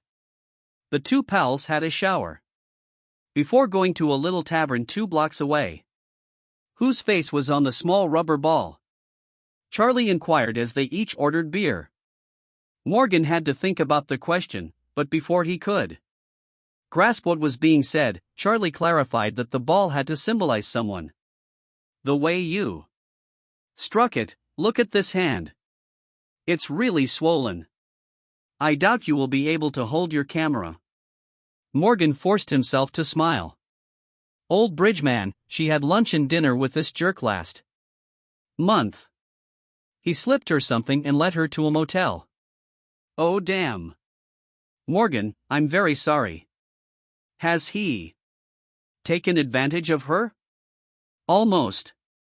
As luck would have it, Stan McCarthy was investigating the robbery. He recognized her and entered the room before the jerk could do anything. If it hadn't been for Stan, that scoundrel might have carried out his plot. Jesus, Morgan, I'm so sorry. Do you know who this person is? Oh yes. We talked briefly this morning. Oh damn. Morgan, what have you done? He came at me, so I knocked him down. He delivered the initial punch and I have a witness on my side, so I highly doubt this jerk would report me while the two guys were discussing Morgan's problems. Brea helped Corey get ready for her big date with Gerard. Brian only had one dress in her wardrobe that she thought would be appropriate for Leonardo. It was a form-fitting dark purple evening gown with a plunging neckline and side slit. She only wore it once to an Illinois State Awards dinner, where her husband had been recognized for his photography the year before. Oh, Brea, I cannot wear this. It must cost a fortune. I am terrified I will spill something on him. Nonsense. Brea spoke. I've only worn it once and Leonardo is little out of our price range, so someone needs to wear it. Brea called Corey into the master bedroom as she finished her shower. Carrie was still using the basic beautification products that Brea had given her. It was common place in everyday life, but Leonardo was everything but ordinary. Carrie, sit here, Brea urged, pointing her buddy to her private makeup mirror. We utilize my makeup. It's slightly better than what you got. Would you mind trusting me? She asked. I've always had an eye for what appears attractive in public. Carrie said, I'm all yours. Brea finished her makeup and it was time to do something with Corey's hair. It was no longer obvious where they had been shaved, but Corey usually left them hanging freely on her shoulders. Brea took out a curling iron and hairspray and started arranging Corey's hair. into an attractive updo to match her dress. When Corey glanced in the mirror, she couldn't even recognize herself. Oh God. Brea, how did you do that? I looked terrific. Brea remarked, ending her sentence. She glanced at the time. You should finish getting dressed, Corey. He will be here soon. Along the journey, Gerard could not quit smiling. After a year-long dispute with his ex-wife, he thought it would be a long time before he was ready for another relationship. But here he was, already falling for a mysterious woman. He knew she wasn't married because of the two boys fishing in the river. This concerned him. He felt it would be his luck to fall madly in love, only to discover that she was married with 2 children. There was one bullet that missed. Gerard pulled into the parking lot of the apartment complex, and the thought made him smile from ear to ear. His mind was so busy with romantic ideas about the future that he completely overlooked the black Cadillac parked at the end of the lot. Corey wanted to make a grand entrance, so Brea unlocked the door. She asked Gerard over for coffee, stating that Corey would be out soon. Morgan's absence was evident. He wanted to inquire about how things were going but lacked an uneasy stillness persisted in the air. But it was short-lived. Do you like it? Corey questioned as she walked out. Gerard was speechless. He simply paused and observed, bringing the cup halfway to his mouth as his companion gracefully turned to show off her clothing. Brea lent me this dress for tonight. I hope this is okay. Oh, I mean, yes, definitely. Corey, you look great. He was finally able to speak, finding his voice. Gerard put down his cup. Thank you for the coffee, Brea. He stood up again, admiring the lovely woman in front of him. Honey, we'd better go. If Gerard hadn't been so focused on the woman sitting to his right, he would have spotted the follower he picked up as he drove out of the parking lot to the restaurant. Gerard was able to inquire about Brea and Morgan. How are things at home? Honestly, I don't know, she responded. Brea swears she never meant to sleep with this guy, and I believe her. Furthermore, Morgan claims to believe her, but he still can't get over it. Just imagine what she was thinking when she walked out to supper with this guy. I believe Morgan is concerned about this. He worked at night and ate dinner rather than lunch, especially after she discovered this person was attempting to entice her. It's remarkable how many silly mistakes smart people can make. I hope they can resolve this. They appear to be deeply in love. They were still conversing as they approached Leonardo. As Gerard went into the restaurant parking lot, a black Cadillac followed them slowly. Espinoza couldn't have been happier. He recognized the woman and discovered where she had stayed last week, but he couldn't find a reason to kill her. The restaurant was the perfect setting. He'd been here several times before and was familiar with the layout. He also knew how to get out the back door. The place will be filled on a Saturday night. The more people there are, the greater the panic when the shooting begins. Everyone will be too busy hiding beneath tables to notice the shooter. He drove around the block to ensure there weren't any surprises. Then he halted in the alleyway. The building's back door was meant to be closed, but Espinoza knew from previous experience that waiters and cooks left it open so he could smoke outside. He removed a short-barreled K6 revolver from the glove compartment. He was only interested in one person, so instead of keeping the Magnum cartridges, he traded them for standard .38s before slipping the handgun into his jacket pocket.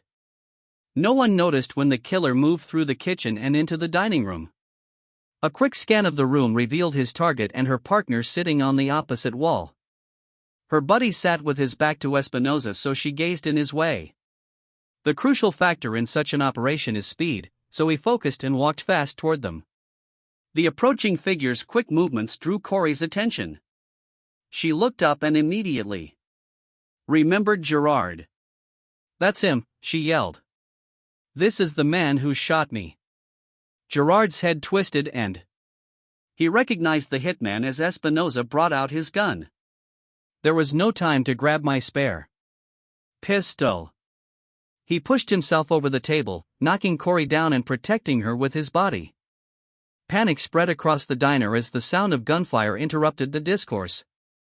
Screams of fright and the sound of dishes and glass smashing added to the commotion as people fled for safety. Gerard felt the gunfire but was also able to fire his own. Morgan felt better than he had in a long time thanks to exercise and the opportunity to vent to a buddy. He exited the bar in a little more upbeat mood.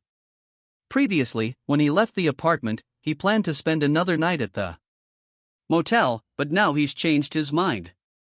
However, before returning home, he decided to visit a restaurant. He was hungry and didn't know what Brea was cooking for dinner. It was about 7 p.m. when he went in and noticed the relaxation on his face. I wasn't sure you'd return home. Are you hungry? I can cook stuff rapidly. No. On my way home, I stopped to eat, but don't let me keep you from creating something for yourself. Before they could finish speaking, Morgan's phone rang. He looked up and realized it was Charlie calling. He smiled when he answered the phone. Do you want to rematch already? Morgan was Corey with Gerard tonight. His voice sounded concerned. I do not know. Wait, he said, glancing at his wife. Where is Corey? She is on a date with Gerard. Why? Charlie had heard her response and didn't need a repetition from his pal, Morgan. Gerard was shot. What? He shouted. Was he badly hurt? I do not know anything yet. Our district commander is calling everyone to let them know. How about Corey? I have no idea. Morgan Gerard was transported to Northwestern Hospital. I am on my way there right now. You should probably go there too. If she is hurt, I'm sure she was transported there too. They have the top trauma center in Chicago. I'm coming. Charlie, see you there. Brea was convinced that something dreadful had occurred after hearing only her husband's side of the conversation. What happened? Morgan, what happened? I will tell you. On the way. Let's go. He responded already in the car. Morgan revealed that by the time they arrived at the emergency hospital, they were both panicked. Morgan approached the counter with Brea just behind him. We came to learn about the victims of gunshot wounds. What can you tell us? He asked impatiently. The chief nurse looked at their looks and chose not to ask the typical relationship questions. Both men are preparing for surgery, she said. And the woman, he asked. The nurse said. I know nothing about the woman. Her response quickly elicited two different thoughts. Brea, lacking her husband's experience, concluded this meant her friend was fine. Whilst Morgan suspected she had been transported directly to the morgue. Morgan started looking for someone he knew when the nurse had second thoughts. Oh, there was a woman who accompanied one of the men. I believe she's in the rear room with the officers. Morgan grabbed Brea and walked towards the emergency room door. Sorry, the nurse raised her voice. You cannot go there. Morgan was ready to start an argument with her when Charlie walked in. They are with me, he stated, displaying his badge. Let's go. As soon as they came through the doors, they noticed a group of men and women standing in the corridor. Some were in uniform while others wore civilian clothing. Brea glimpsed a flare of purple among the crowd of people. When Corey, the heartbroken woman, heard her name, she ran towards them, hugging Brea and putting her arms around her neck. She was crying hysterically. He cannot die, she sobbed. He cannot die. Charlie and Morgan left the two women to console one another and proceeded to see what they could. Charlie began the conversation. How is he? Morgan had never met the district commander, but he believed he was driving the talk. He had just gone into surgery.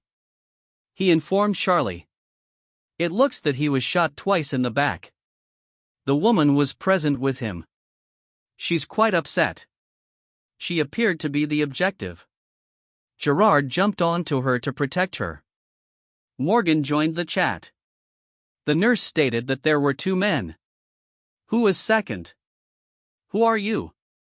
My name is Morgan Johnson. I am Gerard's pal. Corey. Gerard was with the woman that lives with my wife and myself. The commander recognized the name and felt comfortable speaking in front of him. The second man is Tony Espinoza, the gunman. Morgan and Charlie were astonished. They both recognized the name and its repute. We honestly don't know what happened. He looked at Morgan and proceeded. Your companion claims she heard 5 shots corresponding to the 2 that hit Gerard and the 3 that he spun. So for the time being, we are ruling out the second shooter. The child appears to have the answers, but she is too upset to speak right now. We should receive her statement shortly, but we wanted to give her some time to settle down. I have a couple of officers at the restaurant who question customers, but I doubt they can tell us anything. At this point, Bree and Corey joined the group. Corey hugged Morgan, who hugged back. When she saw her two pals, she appeared to relax immensely. I remember Morgan. I remembered everything the moment I saw his face. The commander saw this as a wonderful chance.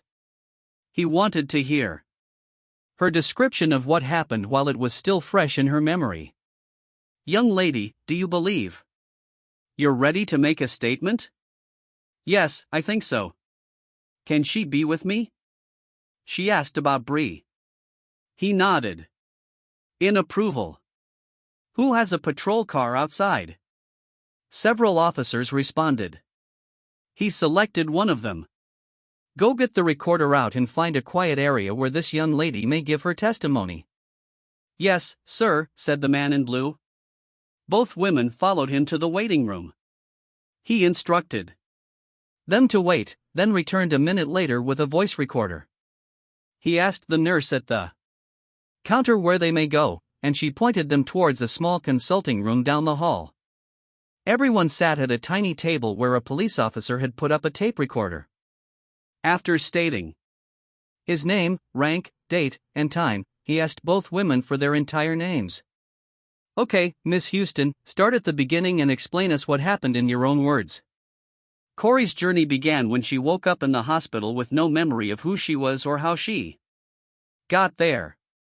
After a few minutes of working out the backstory, she reached the section where the night's events were explained, so I sat on the side of the road crying after you took me out of the car and left me there. I was terrified to death. There was nothing except woodland on each side of the road.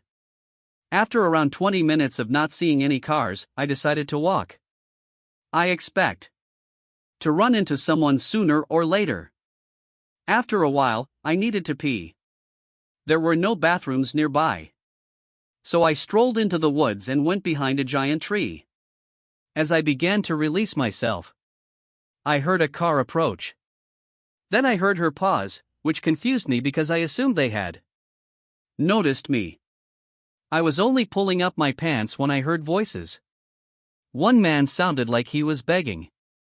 I peeked out from behind the tree and noticed a man kneeling. Behind him stood another man with a rifle. It was the same person as tonight. Anyway, I shrieked when I witnessed him shoot another man. When I did this, the man with the pistol noticed me. I ran, but I believe he shot me. That was all I could recall until I heard voices. I must have been semi-conscious when those 3 men took advantage of me, but that happened after I was shot. That was the last thing I remembered before I awoke in The hospital. Dr. Wahlberg helped me recollect things in pieces, but seeing this man tonight brought it all back. I told Gerard he was the one who shot me, and I don't know what happened after that. Gerard sprang on me as soon as I heard the bullets. He saved my life. She mentioned losing consciousness. Again. The officer decided he'd had enough and ended the session. All three rejoined the swelling assembly of cops and loved ones. How did things go? Asked the commander. Okay, the cop responded. Any word? Spin also died at the table. Gerard is currently being worked on.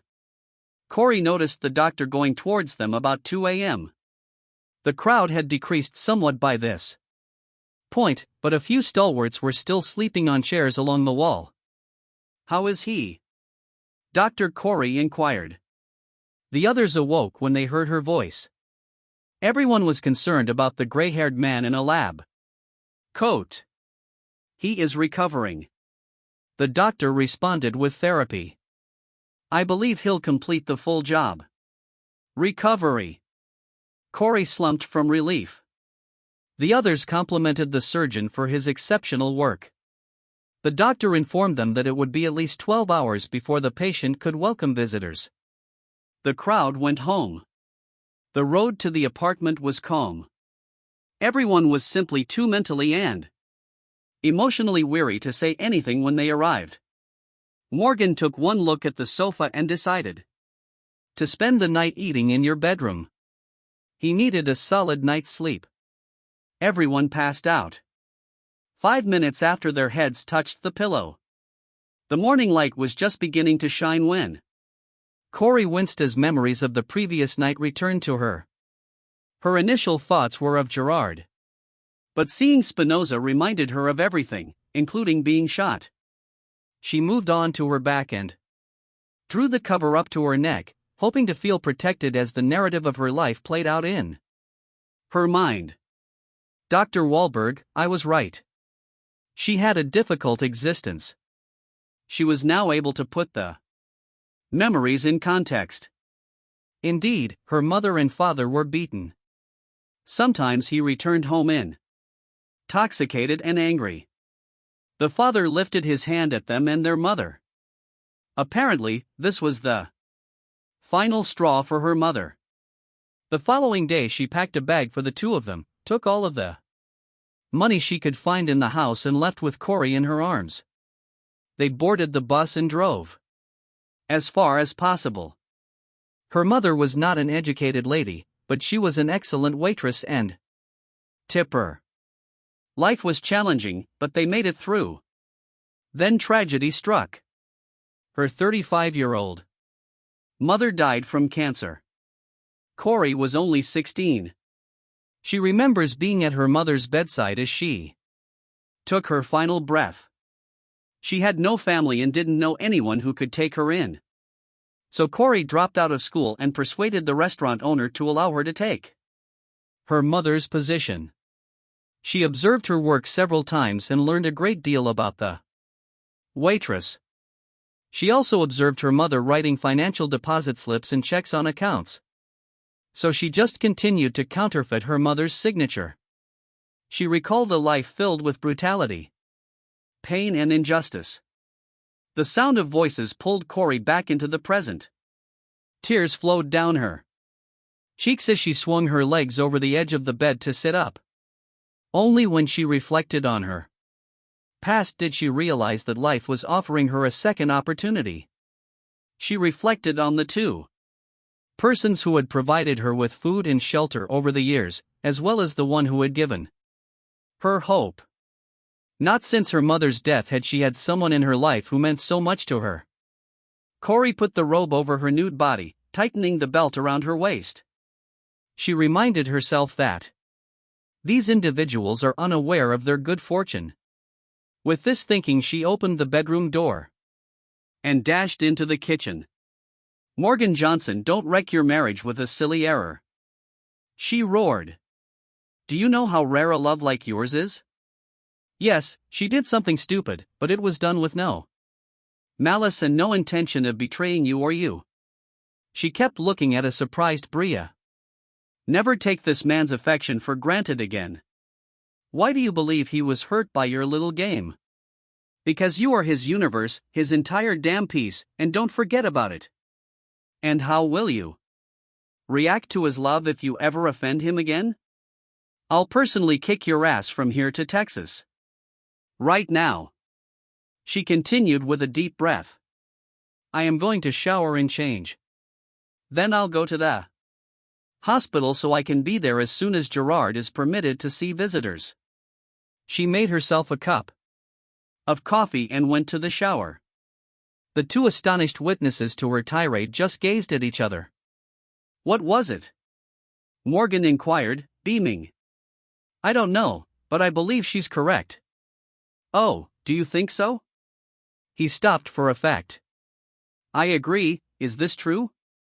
So you're not considering divorce anymore? No, he replied, shaking his head. However, he did not have time to finish. Bria leaped into his lap, showering him with kisses. Corey grinned as she exited the apartment and got a taxi to the hospital, hearing the sounds of makeup sex from the bedroom. The woman at the front desk stated Gerard would have to wait a few hours before he could receive visitors. I'll wait, Corey said. It was already lunchtime when the nurse discovered her in one of the waiting rooms. Are you waiting for a patient in room 320? I'm not sure what ward he is in. His name is Gerard Ashwood. This is the officer who was shot last night. Yes, you can go to him. She thanked the nurse and nearly raced to the elevator. When she ran into his room, there were already 2 police officers there. One of them was Janet, the cop she was sleeping with at the motel. Here she is, Gerard. Janet said, safe and sound. He was concerned about you, she told Corey with a wide smile on her lovely face. She stepped over to his bed where he could see her. Yes, honey, I am fine due to you. He gave her a foolish smile. His right arm was in a cast that extended up to his shoulder. Yet he still resembled the man she had fell in love with. Janet poked her lover lightly on the side. We were on patrol and decided to pop by and see how you were, Gerard, but we need to get back. So we will leave you in Corey's skilled hands. Gerard thanked them for their visit and urged them to inform everyone at the station that he would be fine, but it appeared that the message did not go through. Over the next week, the smell of new flowers grew nearly overwhelming. And he was surrounded by more people than a Rolling Stones concert, including a police commissioner. Corey simply returned home to shower and sleep. She spent the remainder of her time close to him, talking and laughing for hours. She also attended to his every need and cared for him so well that the nursing staff named her an honorary member. The day before discharge, they had a more serious chat. His arm will remain in a cast for another 5 weeks, after which it will be nearly useless for several more. Corey volunteered to move in with him. It will take some time before you can use this arm again. I can help with the cooking. I can assist you get dressed. I can be your driver. I can do a lot to make your life simpler as you heal. He said, I only have 1 bedroom and 1 bed. He added after a little pause. It's not a problem for me if it isn't one for you. She replied with a smile. Corey's statement allowed authorities to connect Tony Espinoza to the murder of Johnny Rick's eye. Unfortunately, no evidence suggested that Vito Generic ordered the murder.